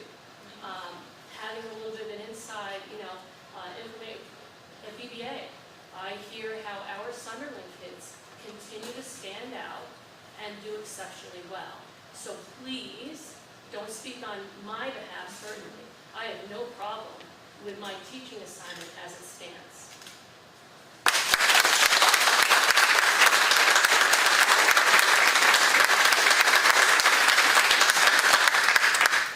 Kathy White, I'm from Sunderland. And I just had a question for clarification. Forgive me if I missed it. When we were talking about the different priorities, and then we were talking about the indicator of we're at 76%, whether we need to be, that's what it would take. It's above a certain level, so it's time to buy the new car. But the question I had was the priorities, priority 1, 2, and 3 are vastly different. Were they weighted in those calculations, or were they equivalent? Because if they were not weighted, then that is a problem in my view. Because obviously priority 3 is vastly different and less important than a health and safety concern. So my suggestion to the board would be and again, I may have missed it, and if I did, I apologize, but if they were not weighted, I think that they need to be, and those calculations should be done so that we can get a better idea of where each of the schools stand. So that's the first thing I want to say. The second thing I want to say has been said by the prior 3 or 4 people at length, so I'm not going to spend all that time again, other than to say that there's value in individual attention in small classrooms and community. And that is actually one of the reasons why my husband and I brought our 5-year-old granddaughter to raise here in Sunderland. I think there's a lot of value in that. There's pros and cons for big classes, for small classes, for schools that have lots and lots to offer for kids, for schools that, but have 30, 35 kids in the classroom, whereas maybe a school that has fewer kids in the classroom can offer all sorts of extras, but there's also value in having that community, having those close-knit relationships. Again, I agree with what the previous few speakers just said. My gut feeling is option 2, honestly.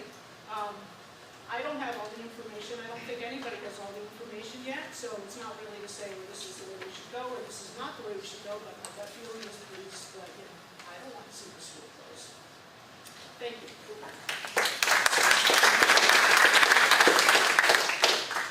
Hello, Brenda Massaro. I'm a longtime Sunderland resident. Yes, one clarifying question and then a comment.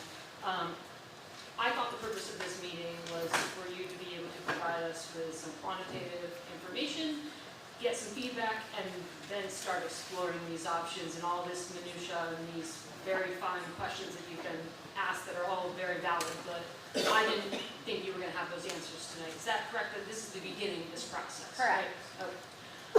So with that said, I actually went to Sunderland. I don't remember the year I graduated, maybe 96, I'm old. My kids both started here.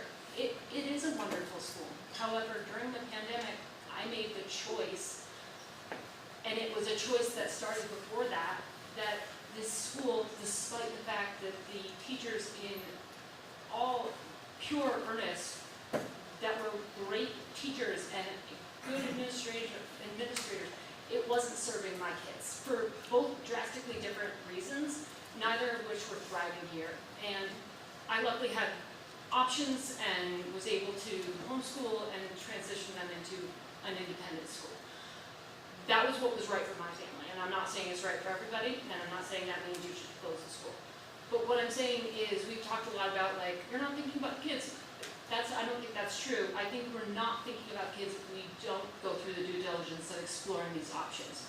We have quantitative data that's saying, hey, it's time to look at this. So this is an opportunity to take that and the things that might be wrong with the building and the things that we can improve and say, okay, this is an opportunity to open up the door. What other needs are not being served by this environment? By small classrooms that, yes, they can be wonderful. My kids are still in small classrooms. Well, one of them has just started high school, but that wasn't necessarily the problem, but teachers being spread really thin and trying to serve different needs with very limited resources in a tiny community. Being able to pool resources. This is an opportunity for us to, at a minimum, look at these options, look at all 4 of the options. Well, 3. I don't think status quo is the way to go either. I think that we should all be able to admit that things aren't working perfectly as they are. And so I think that we owe it to our kids to truly open up the doors, let the board ask all the questions that we have, give them all the things we want answers to, let you guys do that, form committees, do whatever we need to do to not only solve the problems of the buildings, but also look at, how can we have more mental health support? How can we solve these other issues that the unique child learning experience needs? And it's nothing against this building or the people that work here, they're wonderful. But I think it's an opportunity that we need to take advantage of. And so I don't envy your position, but I appreciate you, and I think that we should all be doing what we can to support the discovery process to figure out what the best solution is here. So that's my comment.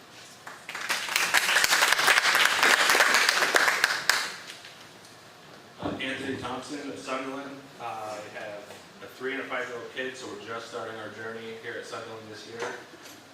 I don't have a ton of experience here, so I won't pretend to act like I know whether the school should or should not close. I will say in just less than 2 weeks, my son has completely reversed his perspective on school, where last year we were dragging him out of the house. Now he's rushing out to the bus stop, anxious to get here and enjoys his time. So in that short tenure, we love the school. As far as caring about the kids, if in the hypothetical that Sunderland does close, why is it that we truck them all over to Dorset or another school? Why not remove Sunderland from Taconic and Green and give true school choice so that each family can make their own decision on what they're thinking?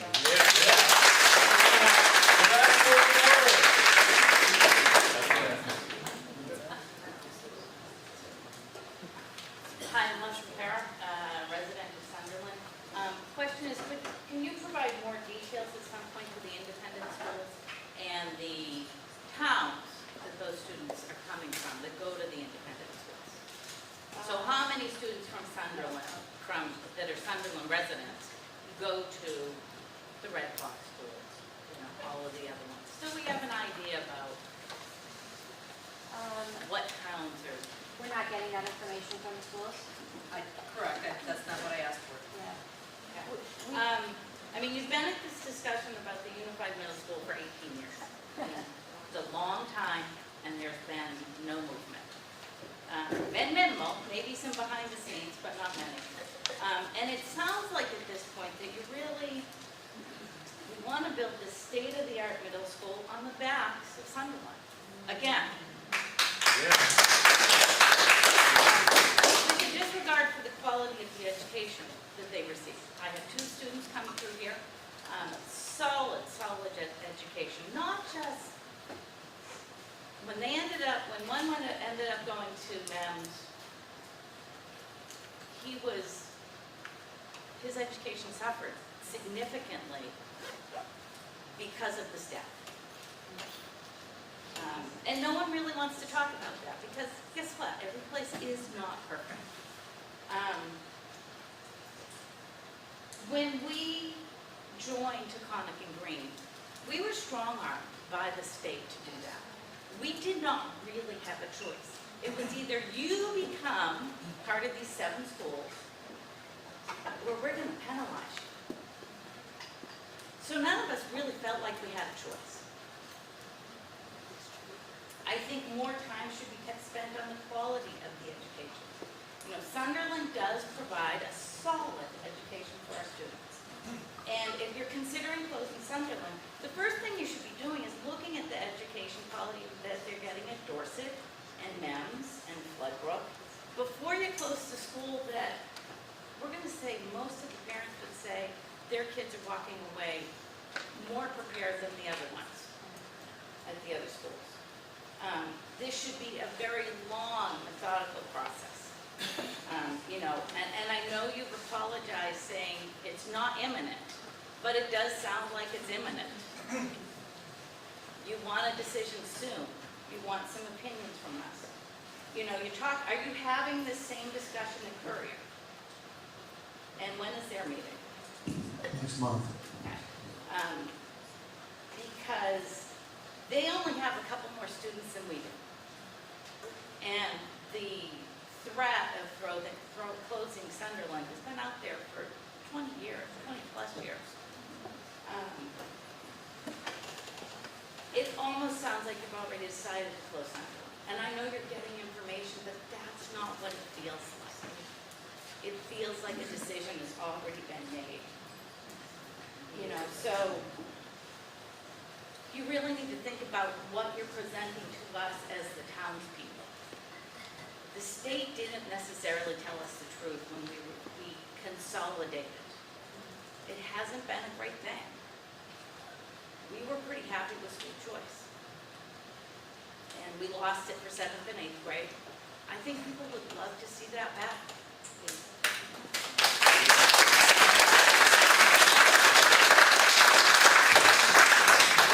Before I take the next comment, I just want to read you some statistics that politicians inside and outside Vermont have used to attack school boards generally.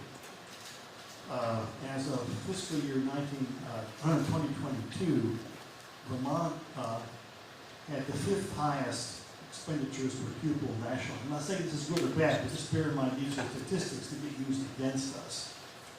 We had the #1 statistic in teachers per 100 pupils, and no state had more teachers per 100 pupils than we did. Those 2 figures, the 5th highest expenditures per pupil and the fact that the ratio of teachers per pupil was higher in Vermont, have a third important statistic that's been used against us, which is that the staff per 100 pupils was also highest in the whole country.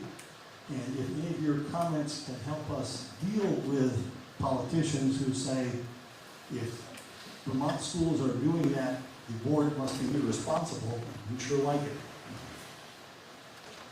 My name's Owen Gasson. I live in Sunderland. And I went to this school for 8 years. I learned a lot. The small classes helped out because some people were ahead and could get what they needed without having to dumb down and relearn everything like I did at middle school. I came out of this school ahead of a lot of people and left middle school, no offense to Dorset, but middle of the pack and honestly a little behind going to Burn. Also, my brother has ADHD. When he was here, he could get the help that he needed. He's at MEMS now with a larger population, and he was kind of thrown out to the wolves, not as much help as he needs. I'm also in honors math and passed it at 95 thanks to this school. Burns, valedictorian last year, came to this school his whole life when he was in elementary school. I wouldn't be up here today speaking if it weren't for the skills I learned from this school. Thank you, Sunderland.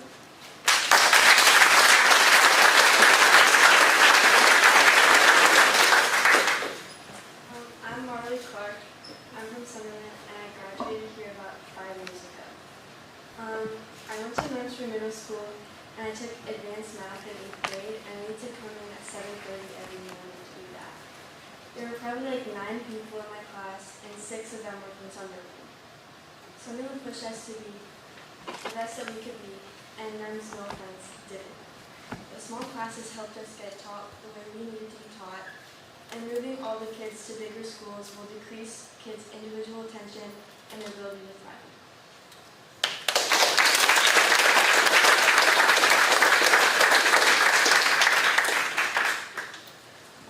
Hi, my name is Kelly Stasic, and I'm going to struggle a lot to be brief. I'm a Sunderland resident. We moved specifically to Sunderland for this school. My daughter's a 6th grader who no longer goes to this school.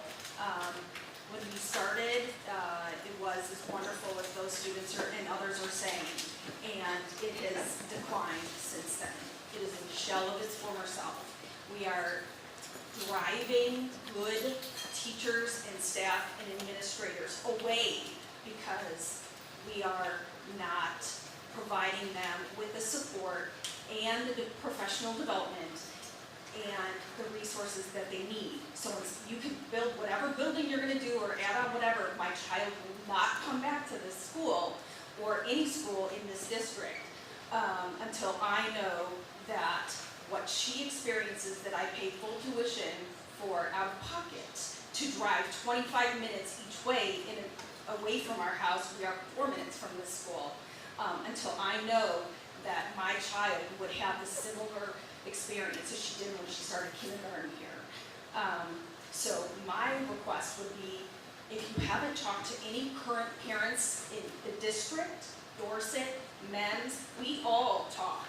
And gossip and truth and experiences are shared. So are, rumors that are not necessarily true.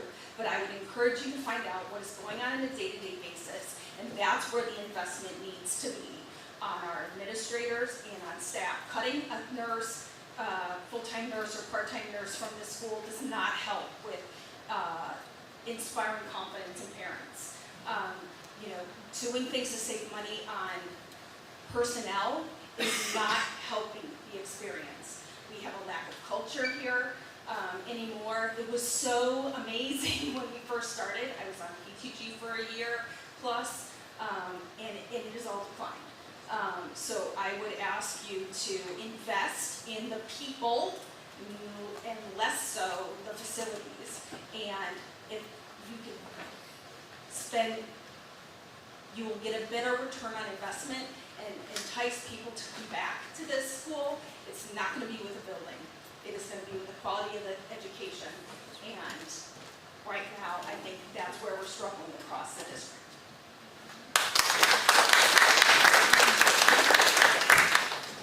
Just a minute, sir. One of our board members has a question for the previous speaker. Actually, this is a question for anyone that would want to answer it. I'm curious, just also, as we try to create this communication process and facilitate that and make it easier and stronger, what is the best way to communicate with residents, specifically in Sunderland? Like, what kinds of resources do you look at, either online or email blasts? What kinds of things are you going to look at so nothing gets missed, especially coming from us? Multiple email blasts. Email blasts? Early, not waiting until a week before the meeting when you knew it was going to be on your agenda for a month. Right. People need to put it on their calendar. They want to see the agenda. They need to know what the meeting is about before a week in advance. That's not fair. Email blasts. That's fine. You gotta put it on social media too, because not everybody's on the email chain. Yep. Facebook forums. You gotta figure out. So we are on Facebook forums. We are on, we definitely, because we have to warn those. So it does go to Facebook, and I know we are doing other social media. It's not just on Facebook. I don't know what Bob is. he's here, can tell better. But just so I know like what that is, because I want to keep track of that so that it's way more clear. Can the school provide us with it? If we're getting blasted from the school, can they at least notify us to be looking out for something from you? Well, the school sent a message before the superintendent did for this meeting. Right. So the school did inform us, but earlier. More notice. And the first way I learned about it was on email on Front Porch Forum, which thank you, Todd Lawrence, for putting that on there. Thank you, Todd. That's not how you should be getting information about a meeting that is going to seriously impact our kids. That's crazy. You can't. That's not having word of mouth from another parent. As much as I appreciate it, is not how we should be receiving important communications from the school district. I think we should try to get real specific here, right? I went to the select board meeting, which is where Todd posted from, right? So other than going to a select board meeting, if the school sends out an email, that's great, it goes to the parents, but this is the entire town of Sunderland that's going to be affected by this. So Front Porch Forum is an option. Northshire Community, it's not the marketplace, but there's a Northshire Community Forum.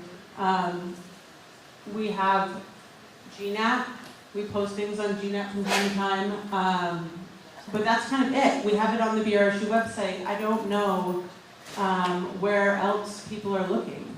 And I think that's what Suzanne's trying to get at, is that we don't have we're not posting in the paper is not consistent enough. Yeah. So, I have Front Porch Forums, I get the emails. I don't always necessarily click on every single one and read every single one. It's something that has to be, you have to go and search out for it. Something like this, it doesn't involve just people that have kids in the school or that are going into the school. It falls to everyone, as you just said. I feel like it's not something that people should have to search out. And a lot of people are on Facebook. I did the TNG Facebook, I have the BRS one, it wasn't on there. When I found out by word of mouth that it was on Front Porch Forum and was listed, I went back in my emails, I found it, and I went to the BRSU website, I clicked on the agenda link, there was no agenda. This was within the last week, there was nothing. So, it was then 2 days later that the little signs started to be put on the side of the road or whatever, but we have people that are not necessarily on social media also, that it's not really what they're looking at on a day-to-day basis. Maybe I don't have the answer, but I know that it wasn't on the Facebook stuff and that is out there, that is available, and it wasn't listed on there either. So, is there a mailing list you can sign up for from the district if you're not a parent of a great question? That's on our website. Because people could opt in, and I get your point. It's not just the parents, and the select board meeting is the right place to go. And when you're warning public meetings in Vermont, usually there are a list of places that you have to post, but you're trying to say, obviously not everybody's going and looking at the bulletin board at the town office anymore. Right. But maybe a opt-in email list for people who want to be kept abreast of whatever's going on with our school district. Randy, do we have an opportunity to opt into an email list on the BRSU website? Yeah, I don't know. But we'll look, Celeste, can we just look into that? I'm not sure. I don't know entirely how we would do that within our student information system, but we can see what we can figure out. It's also about the advance notice, though. Yes. Like, we all talk to each other. Word of mouth is like fire. If we know far in advance, or far enough in advance, we'll do the work for you. You just have to give us some time to pass it along. Signs weren't even posted out on the roads for what, a couple days ago. I actually heard about it from an Arlington parent. Luckily, my pre-K goes fishing. That's how I found out about it a week ago. Folks, can we go back to the folks who have been waiting at the mic? This is Evans, I'm on the select board, and I have our other select board members here, Todd Lawrence, Marty Netherlands here, Bruce Madison's back here, and Andrew McKeever. We're all in the email list if it does show up, because we would like to spread the word on items that the select board is working on to our community. So if there is an email list that comes out, we'd love to have it. But I would like to say that the folks that are here are why I'm here, why everybody's here, because this is the place that people get together in Sunderland, and not just because it's a building, it's because it's a school, because the teachers are here, the parents are here, the kids are here, and it's just a great asset for this town, and it's really the only place we get together, other than our select board meetings, which are huge. We have 7 people. And 5 run the select board. So anyway, I would just say that the school is terrific, and we ought to keep it, in my opinion. So, thank you.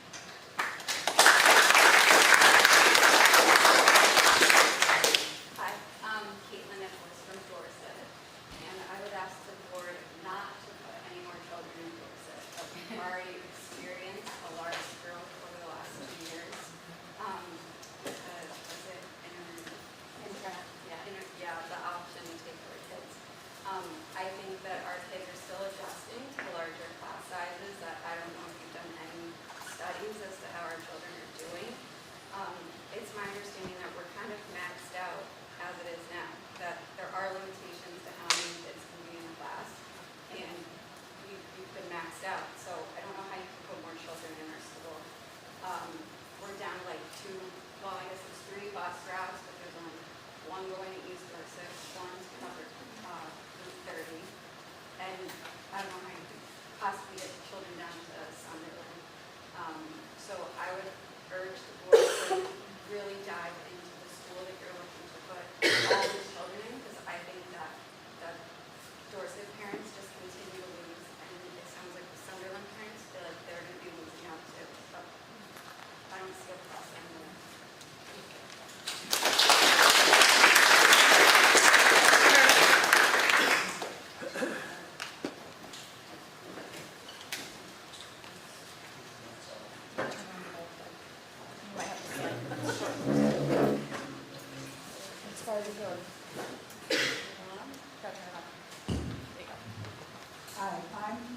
Hi, I'm Deb Wise from Weston, and I wonder if it might help if I share some of our experiences. Closer, we gotta go Close. Okay. Sorry. Because this is a really difficult decision, and it's just going to be hard for everybody.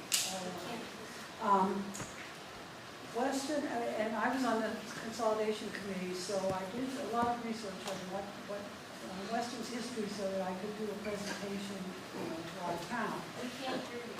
Oh, all right. Closer? Yeah. Okay, good. Thank you. I was saying I did a presentation for the consolidation of Weston's history. So in the 1800s, Weston had 9 separate school districts, all one-room schools. And I expect that that's the same for all of our towns, because they're all rural towns, and that back then there were this many small schools. Over time, they consolidated to 3 schools around the 1900s, and then later, middle of the 1920s or so, they consolidated to just 1 school in the center of Weston, which is the Little School. It's now a preschool. Then, in 1960, the town voted to consolidate with Londonderry, Peru, and Landgrove to form the Floodbrook schools. Each of these decisions was really difficult, and there were the same questions about the distance, what's going to happen to my kid, the education, the cost. But once they went through it, now it's been 50 years for us in Weston, we don't have a school of our own in town. We haven't had one since 1960. There's still a good sense of community there. I don't think anybody would ever want to go back to our one little school in the middle of town, because if they sort of get over the difficulty of doing it, they recognize that that really is what was best for the kids and for the taxpayers, and that it's just a difficult decision that we're all facing again now.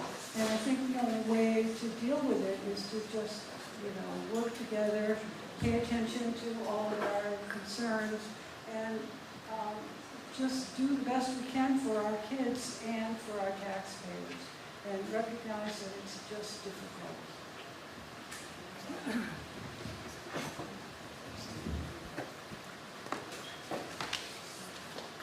Any other board members have any comments or any questions for the audience? I got a question. I was asking board members first if they had questions for you folks. I couldn't hear you. I probably don't need to back up. No, come on up. No, please do. Please talk from right. I'm Rich Otter from Sunderland. My kid went to school here. I've gone to school. I was at the single school, and I also graduated from here. I want the school to stay open for all the reasons these people just said, for the kids.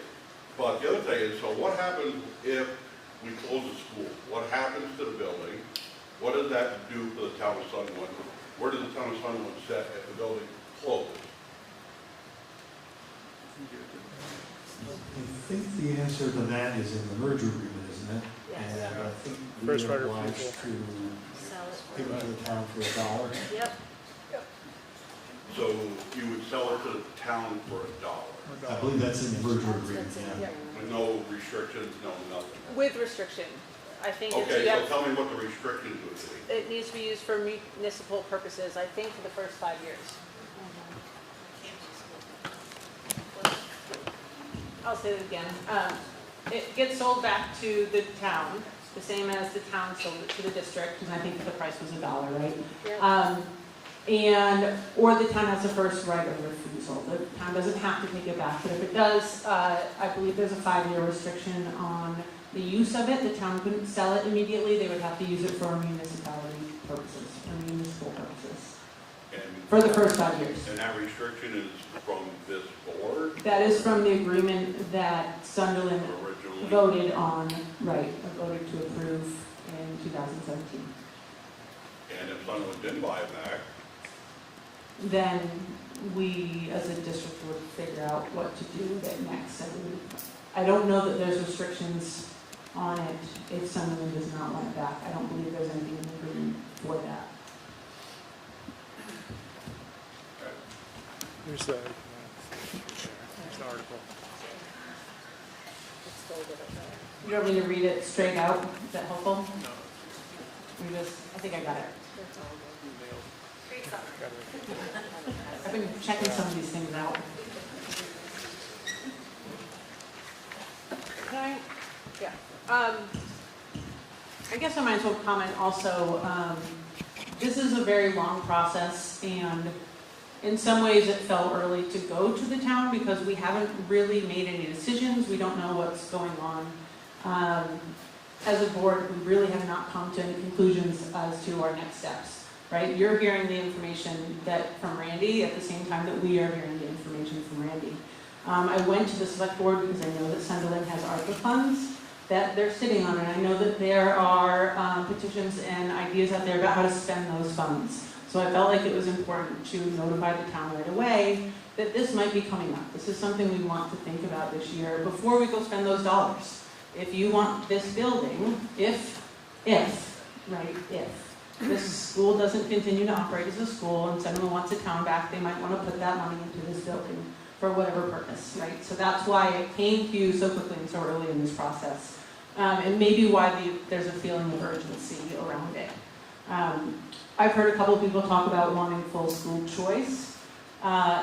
If we wanted full school choice, that's a discussion that Sunderland has to make, or has to have. It's outside of our school's district's purview. Sunderland would have to petition with the state. There's a process that's been laid out. It has been revamped as of June 2024 by the governor. So it requires study committees. It requires study committee of Sunderland to also meet with a group on the school board here. It also requires a vote, and it would require that each town and the Taconic and Green individually vote to release Sunderland from the Taconic and Green individually. It's a little differently than how we vote on budgets. When we vote on budgets, all of the votes from the entire district are kind of commingled.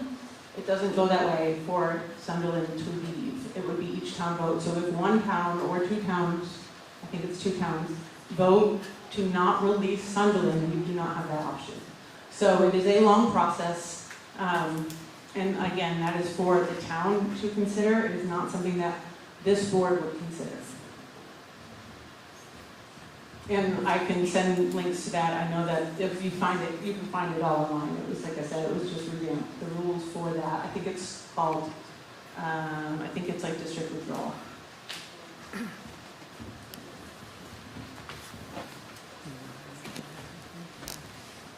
So there's a, somebody online with a question also heard. Question on the mic. Victoria, if you want to unmute yourself and ask the question, I'm going to stick a microphone next to my computer. They should be audible. Oh, maybe you're audible. All right. Give us a shot, Victoria. Okay, can you hear me? Yes. Yeah. Great. Hello? Yes. Hi. Thank you for taking my question. My question is to whoever can answer this, probably Randy. So when you mentioned students leaving the schools in the SU to attend private schools, aka independent schools, so I'm assuming that's Red Fox, Long Trail, Maple Street. Who have I forgotten? Long Trail? Long Trail, thank you. Has the SU done any surveys to find out why the students and their families are choosing to attend these private schools? I would say, the reason why I'm wondering is because in the presentation this evening, what I heard was that they're leaving because of the facilities. There isn't a choice of the facilities, and we need a new building or different school configurations to keep these, I can't remember, 50 or 90 students within the district. So, do you want me to answer, Victoria, or are you still talking? No, please answer away. So most of the students, yes, we have surveyed most of the students who leave in middle school, and they are concerned about middle school programming, and I think that's the primary reason is academic concerns at the middle school, and also the student behavior. That tends to be the 2 big buckets that I would say. There are a few others from people who respond. A lot of people don't respond to the surveys. It's a relatively limited sample size, but we'll probably send another one out this fall as well to families. Fall is when we tend to survey folks, so we'll look and see what we get back from this year too. Randy, thank you. So then a follow-up question is, with whatever the decision is, assuming that it's not status quo, so school consolidation, a new building, with a new building and school consolidation, would the parents of current students and the taxpayers of these families assume that the programming would increase also? So that is what initially started all of this work 2 years ago, was recognizing that the current middle school structure we had was really not meeting the needs of many of our middle schoolers. that survey feedback was part of, what we heard. We heard from families. We knew we weren't able, with the small middle school experiences we were having, that we weren't meeting many of our middle schoolers' needs. So that's why the consistent message has been, for me, we really need that, and that's what both middle school committees came up with. So the ripple effect is, what are our options now? And this type of discussion we've had tonight is really, really important for the process, right? Right. And so we can't only talk about the middle school and not talk about the elementary experience for our kids. And I totally get it, Randy. And then my follow-up question would be, is there, and this is not an open-ended question, so let me see if I can quickly come up with an open-ended question. you don't need to, you can have it be not open-ended. What tools and resources do you as the superintendent and do the board and teachers need to come up with the creative new tools and resources to offer the programming with the current structures? With the current structures? Yes, so say we did nothing, but like listening to these heartfelt testimonies from students and parents throughout the district about each of their kids' schools, and I'm a parent of alumni of the district. There must be a way in the interim, because consolidating and building a new building is going to take years. It's not going to happen next year. So what can we do in the interim so that we don't continue to lose either faculty or students, and we're able to support and offer new teaching tools?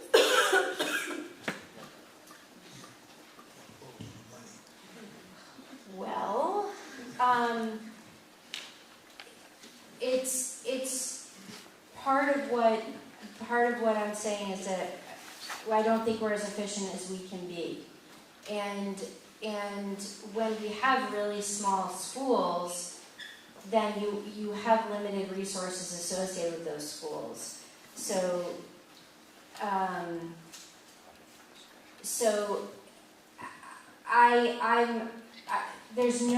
we can't add more teachers here or resources here, like in this particular building. Like we have to think about the bigger picture of the system. The declining enrollment creates challenges because we keep having to adjust services and programming, and we look at, I'm looking for the parent, I don't think is here anymore, the taxpayer who's here. I feel like I want our students to be able to have access to a school counselor all the time. But at a school that's this small and this size, we can't do that. There's mention of the nurse. We added a nurse. This entire system had 5 nurses for decades. In COVID, we used the ESSER funds to add another position with the full intention that after 2 years, that would be eliminated. We went for 3 years. And so now we're back to where we had always been for decades. The budget and the system can't really handle a lot of additions right now. So getting to a space where we are more efficient and more stable with our system is the best way for us to be able to meet the most needs of kids. And that, that might mean, as we said before, that there's reconfiguration and we make changes so that we are building a more robust system across all of our schools. There's nothing that says we can't look at that. Ultimately, the stability of the educational system for our kids is best for teaching and learning. It is best for our kids. So that's going to continue to be the drum that I beat.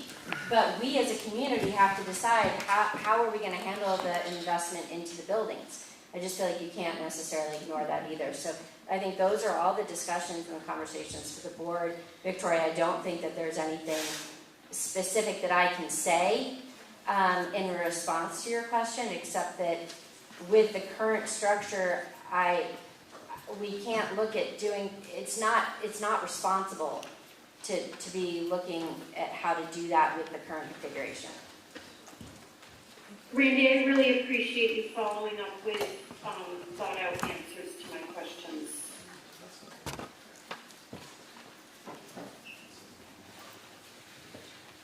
Man, just to follow up on that, we could theoretically, for example, have one nurse, full-time nurse per school. That would increase the budget. And I think that there were a number of folks, maybe not folks in this room, but other folks in the district who would say, you're not responsible anymore. And I think that gets back to what the superintendent was talking about with responsibility. Yeah, we could theoretically hire a Spanish teacher for 3 kids in some school, but do you really want us to do that? Yes, hire a nurse. Yeah. We need Yeah, students need a with nurse at every health school. needs, yes. Wouldn't that fall under the health and safety issue of schools, I would imagine? The state Of all has students, not minimum just medical requirements practice. for things like nurses and librarians that we have to meet. Beyond that, it's up to the local A voters. nurse and a librarian are not on the same. But there are standards for both. I just want to add a little context to the budget aspect of the staffing question. You don't have to spend more money to make a place an enjoyable place to be on a day-to-day basis. It requires emotional intelligence and good management skills to have a group of adults work in a place where they are nice and collegial to each other, help each other out, have a fantastic culture, where information is easily accessible, where there's positive energy in the room. Teachers and administrators do not work in public schools to get rich. So they accept that as the trade-off for the joy of doing what they love to do on a day-to-day basis, and that's interacting with kids and helping them grow and watching them mature into, independent function adults, right? So we can't pay them more. That's fine. But what we can do is make logistics easier. We can say to each other, we value you, I value you, thank you for doing what you do, I saw you today. All of those things that make it a good place to work is what is going to keep teachers here, keep administrators here, and we don't have that. So forget about adding more staff, try keeping the good ones here, attract other good ones, because you're not getting it through offering them a raise, you're creating that by making this a wonderful place to come every day. And that is what is missing. And I don't know that any of these problems are going to get solved if we keep letting, things degrade and, the good teachers leave, the well-behaved students leave, because the worst behaved students are, the ones who are getting the attention and ruling the roost, or, the teachers who, are fed up and burned out from COVID, they find another profession, or they just retire early, or what have you. So it has to be a positive, healthy environment, not just for the students, but also for the adults working in the building, because that trickles down. Hi, my name is Kelsey Monster from Dorset. I keep hearing that things aren't in the budget, they can't get a nurse. I'm just wondering whatever happened to the 3 Spanish teachers who no longer are with us anymore because they retired, or whatever happened last year. But what happened to those salaries? Did they just get absorbed? Did they disappear? just what happened in the budget with that, because that's 3 people's salaries that just seems to have disappeared. Well, administrators can correct me if I'm wrong, but I believe that that's part of the reason why we did wind up with a surplus. Okay. One last thing is that I just feel like we should be going forward with our education, and seems like we're at times going backwards. So, thank you.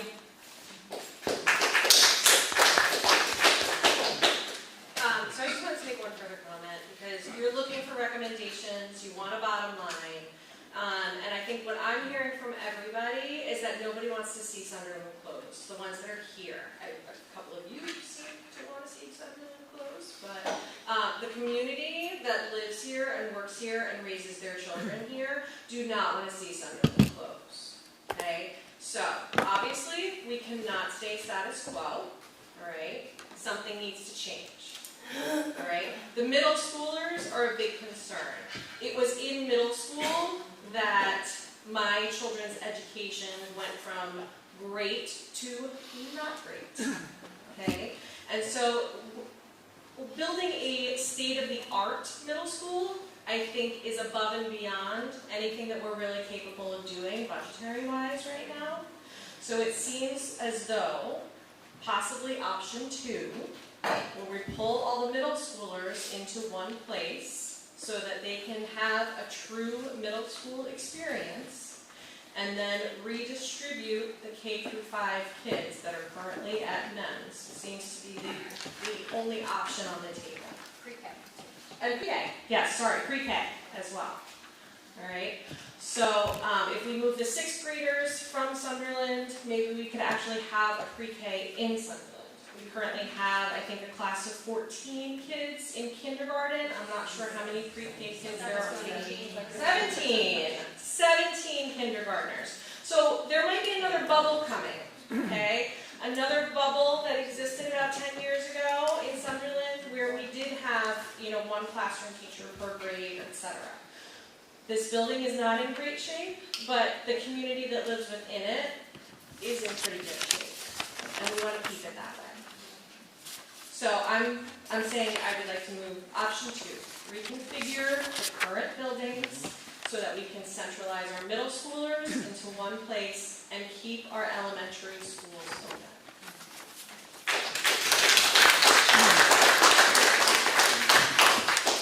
I just have one last question. I know we just heard some reasons why your family left and the problems with culture, I guess, or the school or that sort of thing. But earlier we heard a teacher speak, and I didn't get that from her. What I got from her was she was happy. And I just didn't know if we had... I wouldn't conflate happy with what she Okay. said. Okay. Well, anyway, I guess, so scratch that, but what I'm asking is, how do the teachers feel? How do the administrators feel? I have no idea. I truly don't have any idea, so I didn't know if there was teachers or administrators here who can give us an idea of what that culture is. Are they happy or not happy? Do they agree with what we've heard or do they not? That's what I was, thank you. Hello, my name is Rita. Both my boys attend Sunderland, one is graduating this year. And then we're going to take a big leap to Argentina to give them a huge experience in their future life. Part of that is because middle school options are very concerning for us. But I wanted to just give my 2 cents. About a year ago, I wanted to get involved in Sunderland because I do feel it's a great school, but I don't know if it was pandemic, I don't know if it was the lack of school choice, the numbers did decline. My 4th grader has a class of 4, and my 6th grader has a class of 5, I think, right now. So I thought that the best way to give back to the Sunderland school that gave us so much is by getting involved. So I became a paraeducator, so I worked side by side. Not for long, I got a personal opportunity that I had to take, but I did work side by side with the teachers. As a paraeducator, I'd never been in education before. I went to school for something else, I worked in hospitality. But I wanted to see what Sunderland was about, and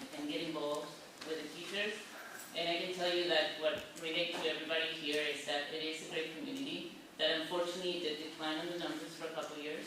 But there is the bubble that is coming back. I feel like the kindergartens and the first graders, it's an upgrowing community here, and I would not like to see it close. I think that it is nice to have that community feeling for elementary school, and then, yes, go to bigger things prepared, which Sunderland does prepare big time our students.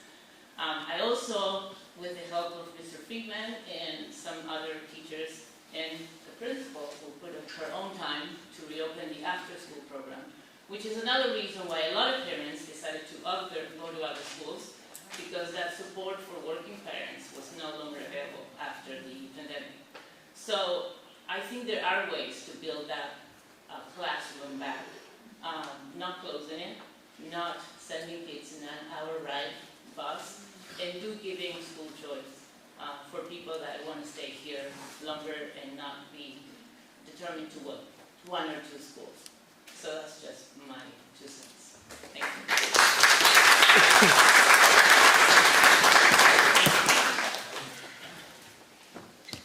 Sorry, I feel like I'm beating a dead horse here, and I know it's late.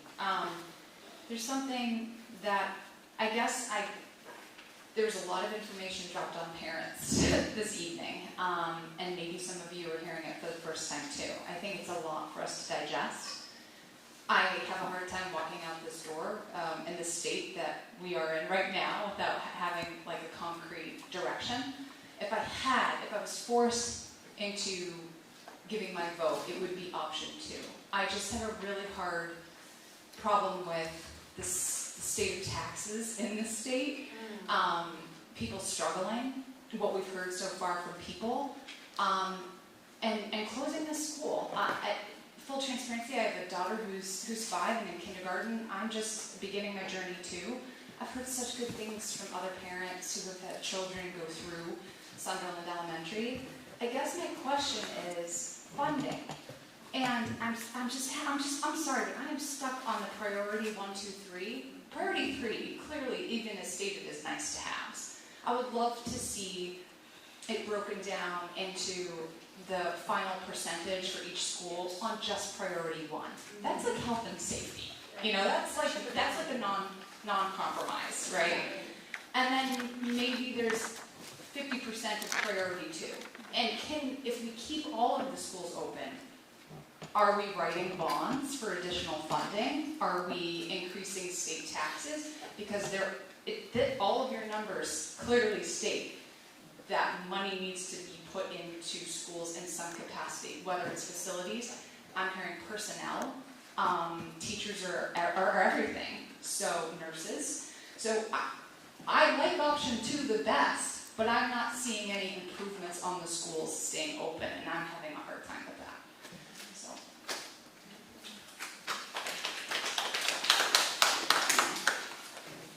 Would anyone else like to speak?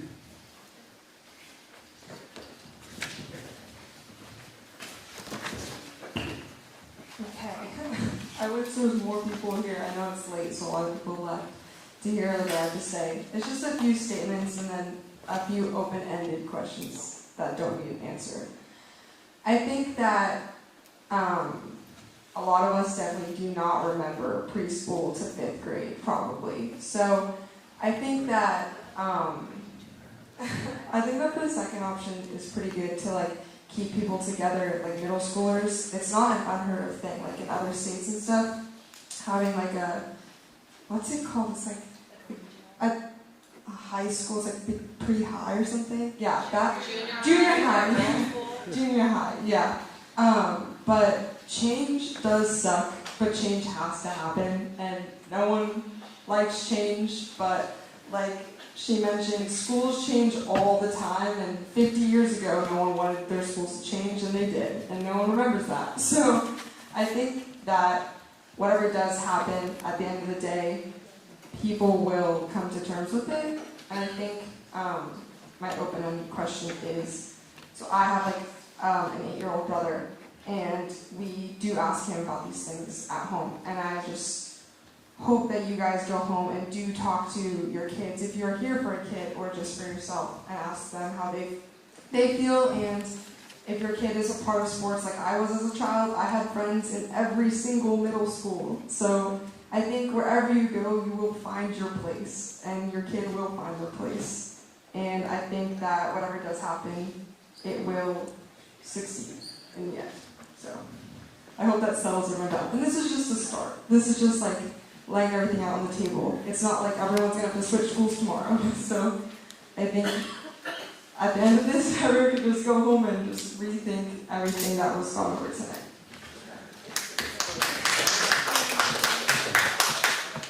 I don't see any more public comment or questions. Anybody else on the board want to comment or ask a question before we may get to a motion or two? I'm just wondering, Herbert. Oops. Are we looking to actually make some decisions tonight? Is it required in any way, shape, or form? Or do we want to simply take this under advisement? I mean, my inclination is that, at least personally, I don't think I have enough information to make an informed decision. I thought Randy did a great job of laying out the basics associated with the various options. And I think we have some important decisions to make in the future. I'm not sure exactly when, but hopefully when we have more information. To that end, I think we need to flesh out the financial implications of all of the options in greater detail. We also need to flesh out the academic and educational quality implications associated with each option, and other things that have been brought up at this meeting, many good points about transportation and other issues that have been articulated tonight. But hopefully we would be able to gather more information, although I know the administration is extraordinarily busy. They have a lot on their plate, especially with budget starting, but we need to look to them and the expertise they can draw on to give us a little guidance in this regard, I think. I think Jake has something that addresses your concern. Jeff, that was a great summary of some critical data that I think we need to send Randy back to give us more. And so therefore, having looked at this and been very impressed with the passion and reasonableness of a large number of comments, I'm not prepared myself to make a decision, and so quietly whispered to her, I would move that on the October agenda we include B, C, and D from today, so that there's information that will be added and we can begin to narrow some of the choices. Is there a second? Second. Seconded by Deb. Discussion on the motion.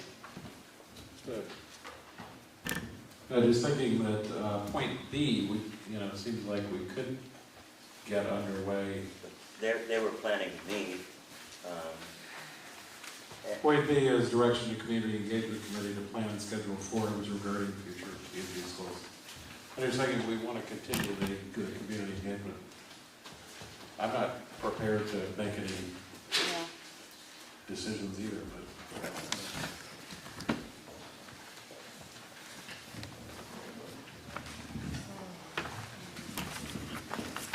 I'm concerned that if we wait until October to give Randy any direction, it puts us back quite a bit in making progress overall. I'm looking for an answer to these questions. I think it's very clear everybody has agreed where status quo is not an option, right?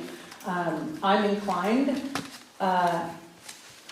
and please understand, with my full heart, I think we should explore what it would look like to close Sunderland so that we have an opportunity to answer the questions that this community has and have a fully informed board decision about it. And if that exploration leads us to understand that this is not best for this community, then we have that answer. I think until we do that, we don't have that answer. And I don't know why we would delay looking into that. The other part of this is there's a lot of discussion about option 2, which I think is creating a unified middle school at MEMS and pushing those students out. I think the Manchester community will have a lot to say about that once those students are told to go to Dorset and Floodbrook and Sunderland. So in an effort to keep this process going, I would like to see us at least give Randy a small chunk to work on. I also don't see, if we don't have those things done, how can we go to Manchester and have this conversation if we don't know that we are actually looking to look towards option 2 or B or whatever it's called at this point. I think it's important to at least get pushing in a direction so that we can either close the discussion or find out again what further questions we have. Is there further discussion among the board about the motion?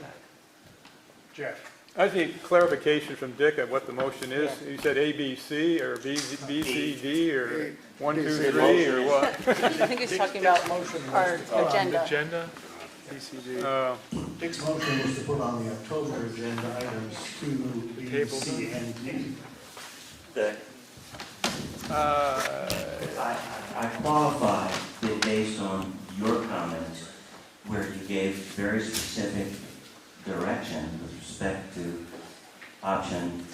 the options, with respect to transportation, with respect to educational advantages, with respect to social and emotional issues, with respect to, and there was one other which I inconvenient finance at this particular point. And to my mind, it is moving us forward because we need to focus, and that information is exactly what the community here called for, and which I think I need in order to make an effective and good decision.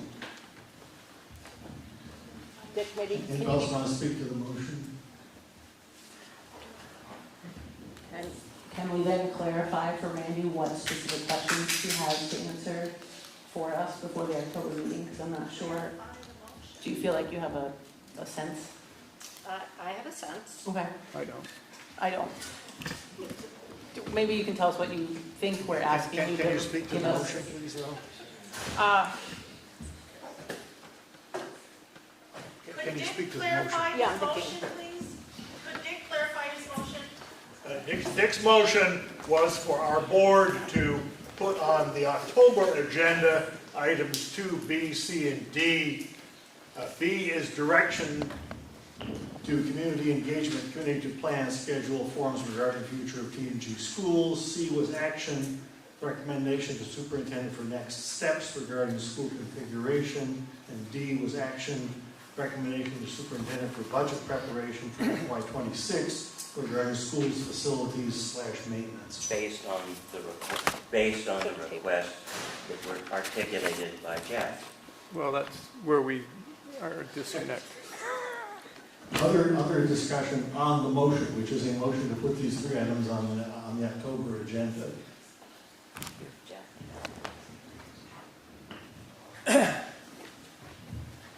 This is not how we normally operate. Yeah. We're normally at a table together, so. Yeah, I was not referring, Dick, to these items that you outlined. That was the information that I thought I needed, which is why I wanted it put on the next agenda where the information would be provided. So the information would be provided at the next meeting under the agenda items you stated that would look at the various options that were reviewed tonight, and so they could be fleshed out in greater detail associated with financial implications, academic implications, and other types of consequences associated with each. Is that what you're saying? Yes. And I guess my question for Randy is, would you have enough in the administration, would you have enough time to actually do that between now and October? I was just gonna say, can we simplify? I don't know what the rules are, but can we simplify and just say, take the next month to answer our questions, and we'll develop the agenda as we get closer? The discussion right now is among the board, ma'am. I'm sorry. I'm sorry, well, The board has to decide what it's going to do with this motion. and really flesh out all those integrated things. Seeing no other. No, I just want to say, I think, the fact that Randy's kind of pointed out that she thinks she has enough to be able to take her next steps prior to the October meeting. I think it's, Is that fair? You want? I think that I just need to understand what exactly it is you want me to bring. Right. So I can give you financial information, but I don't know that I'm giving you what you're looking for. Or I can give you transportation, but, I just want you to think for a second, if you're looking at what are transportation timeline and possibilities, if you think about every option that's up there, you're looking at a tremendous amount of options and iterations and possibilities that I was hoping to get some direction just where to hone my energy, because it will take a lot of time to get that. So yes, to Jeff's point, there's really no way I can get you all of that, because right, if Sunderland's, if I'm running, okay, Sunderland to Dorset, but then I'm also running Manchester to Sunderland, or Manchester to Dorset, or Manchester to Floodbrook, and potentially Courier to, right, you're looking at magnitude of options that I don't know what that gives you to help you with the decision, because the reality is that when we are not doing status quo, to Mel's point, there's all kinds of, there will be kids on buses for longer than they are now from some town to some place, right? Like, that's the reality. If we want to boost enrollment here, kids from somewhere else are coming on a bus here. And so there's just so many things to think about. And so if you want me to map out some stuff, a little direction to narrow would be helpful for me. Can I ask a question here? Not to go back in time, and this is off. Yeah, not to go back in time too much, but a few meetings ago we talked about the master planning process, and it was under I thought we were going in the direction where you would be making a recommendation to us, and I'm happy to for us to give a recommendation to you, but do you feel like as an alternative, would it make some more sense for a next meeting, future meeting, for you to make a recommendation to us and to us to work from there? Or would you want a recommendation, or would you like us to recommend to you the direction? What I think I don't think it's appropriate for me or you to make any type of recommendation without going through an extensive community engagement process. Yes. So yes. I'm not comfortable with that, and I wouldn't do that. Like, I think that this conversation, the input, the questions, all of the stuff that we saw the folks in this room wrestling with is really important. And every community is going to have their own space to have their own thought process of what any changes mean for them. And so I think that it's important for the Community Engagement Committee to get together, to develop a plan, to make sure that, to what we heard earlier, make sure that we have, I think, I'm interrupting myself, but Suzanne's questions, how do we best reach to people in every corner of this so that we get people there to have a conversation? If the folks here, what I heard was status quo, we really do need to make a change. If that's what we hear everyone, then it means everyone needs to come to the table for us to say, so what, now what, right? Like, all right, so we need to make some changes, but how do we collectively come up with what's best for our kids? So that's my answer to that. And if you want any details before you start that community engagement work to present to them, I'm happy to. Give information to you that is broad enough to help guide the conversations, but I just think that's important. Okay, thank you. I wanted to clear that up, and I had a follow-up. would it be helpful moving forward too, to have, you know, given what Jeff said about the different, you know, buckets of information we might like. That's a lot, you said. Would it be helpful to have a small working group of maybe 3 of us on the board to try to work with you to distill down exactly what, you know, we might, any more information we might want before the next meeting? I don't know. I think, you know, just to make a suggestion, I think that, you know, I think the people out here, board members, we all realize that we need more information before we're going to get to making any real decisions. But at this point, to some extent, starting the community engagement with multiple different towns, providing them all with the same information that we did tonight, might be a very good way to go, because, you know, then they're all presented with the same package of information, which is going to affect, you know, those different options are going to affect each town. Ben Freeman has a question, Herb, if you're okay to recognize him. You put the All right, Ben. No, because he'll be He'll on be the on system. PA. All right, Ben, you're up. Thanks. Are you able to hear me? Yes. Great. Well, first, my apologies for not being able to be there in person tonight, but I have been able to hear all of this, and I'm just really appreciative of the number of comments that we've heard from the public, and really aware that we're only hearing from the majority of the Sunderland community right now. We have a very large group with a lot of other people to hear from, so I put up. You're fading. Luke, I know, I think there's something with the feedback that happened for Victoria as well. I'm in support of advising Randy to move forward, advising the community engagement committee to move forward with starting planning on meetings.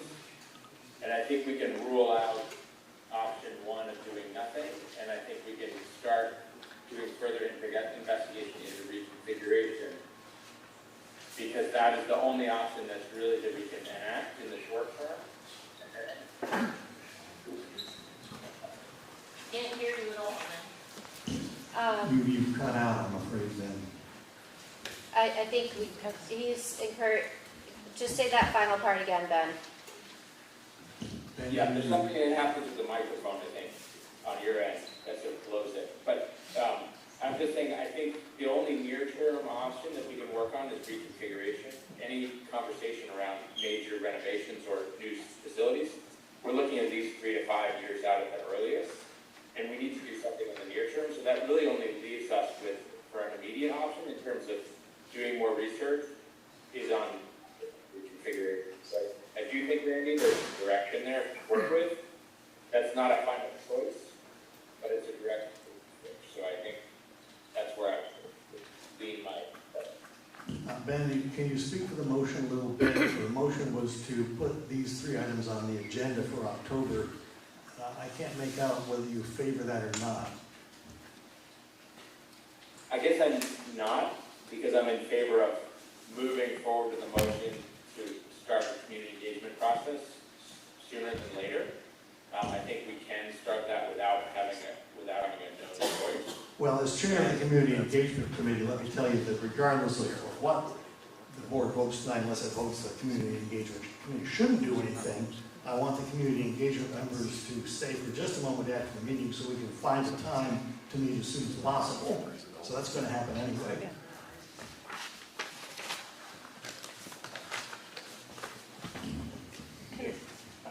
It seems, Ben, that, and I heard it in the audience tonight, that in the short run, option 2 is better than doing nothing and preserving the status quo.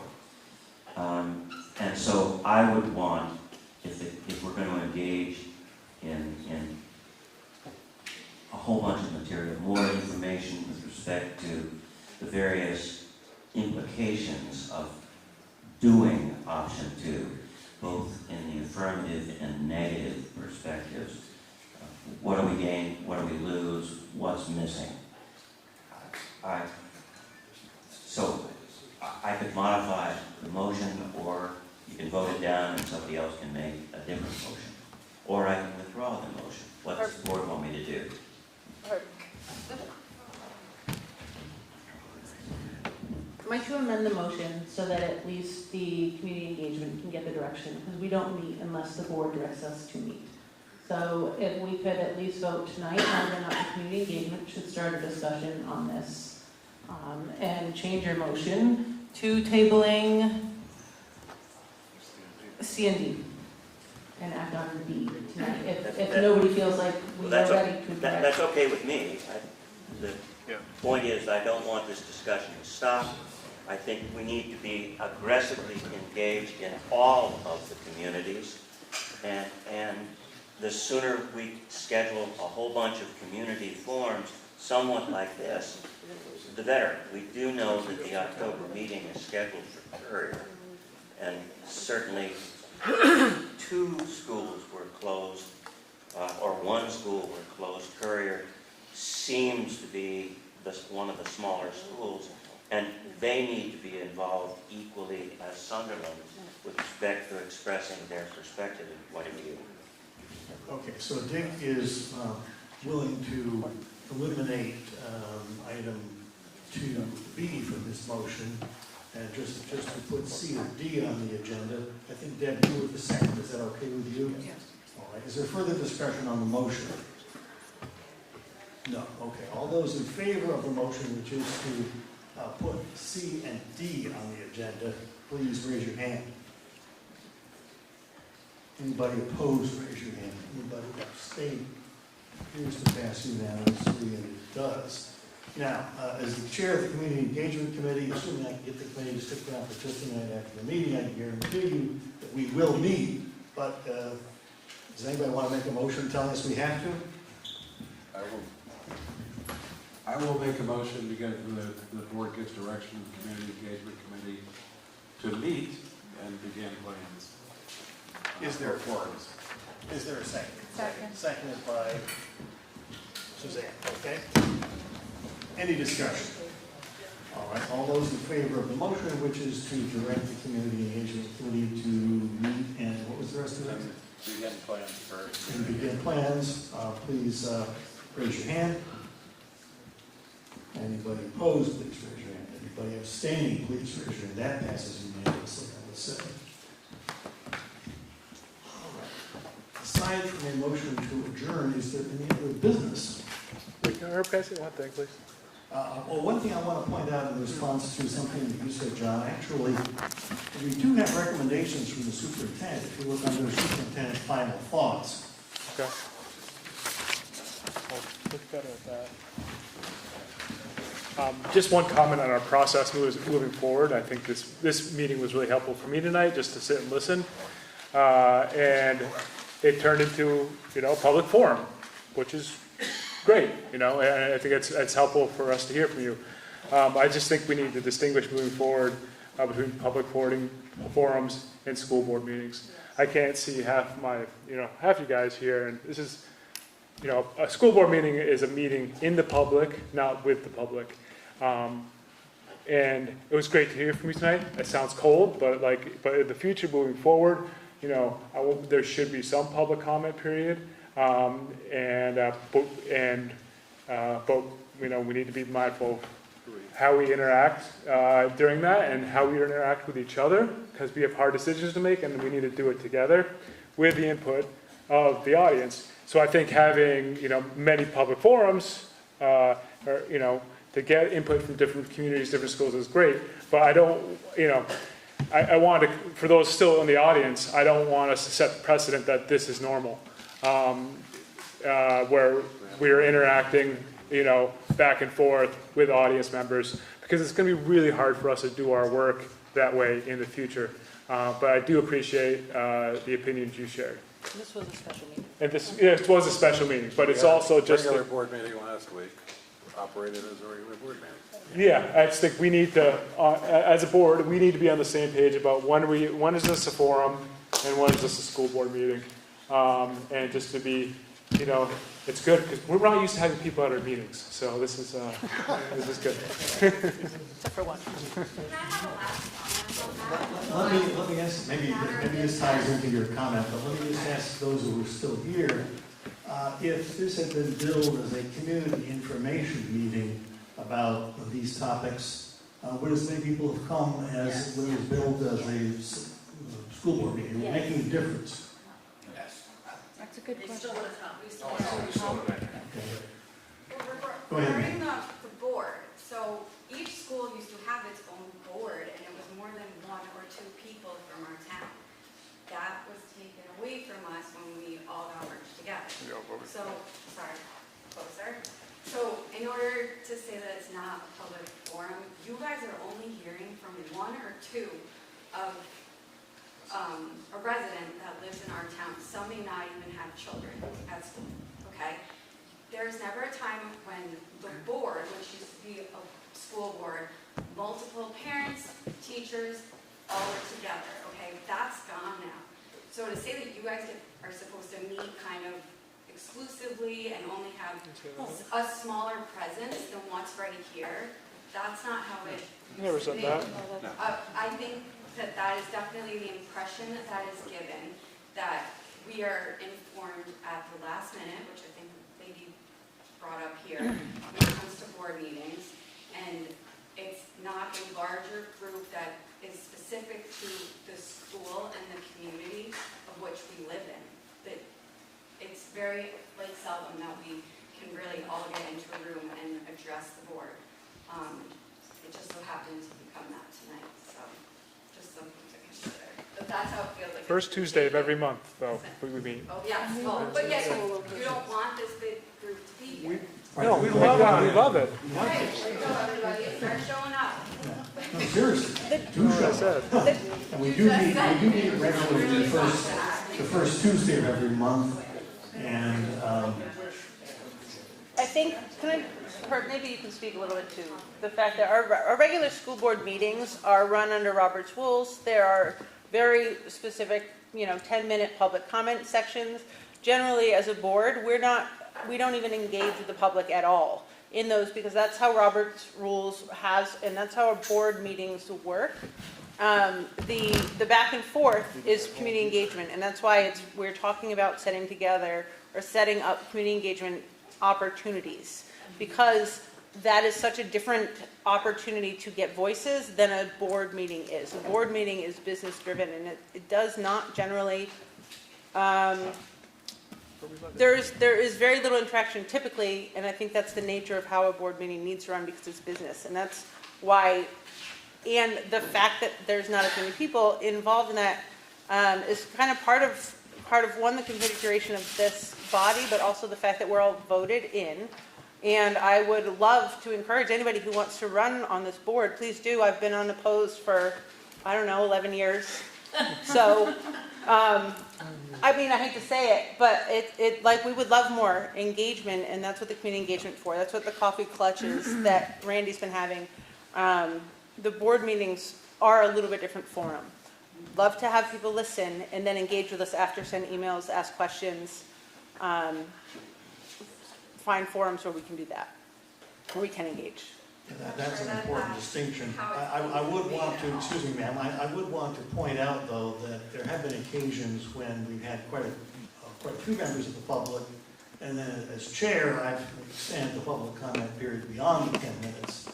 The reason we have the 10-minute is that we're required by statute to allow public comments, and usually 10 minutes is way more than anybody wants to comment for, but that's not set in stone. Robert's rules does not oblige us to say you can't talk after 10 minutes. So if you have a comment, feel free to come to one of our regular meetings, but please, once we do set up these community meetings about this issue, come and encourage everybody you know to come.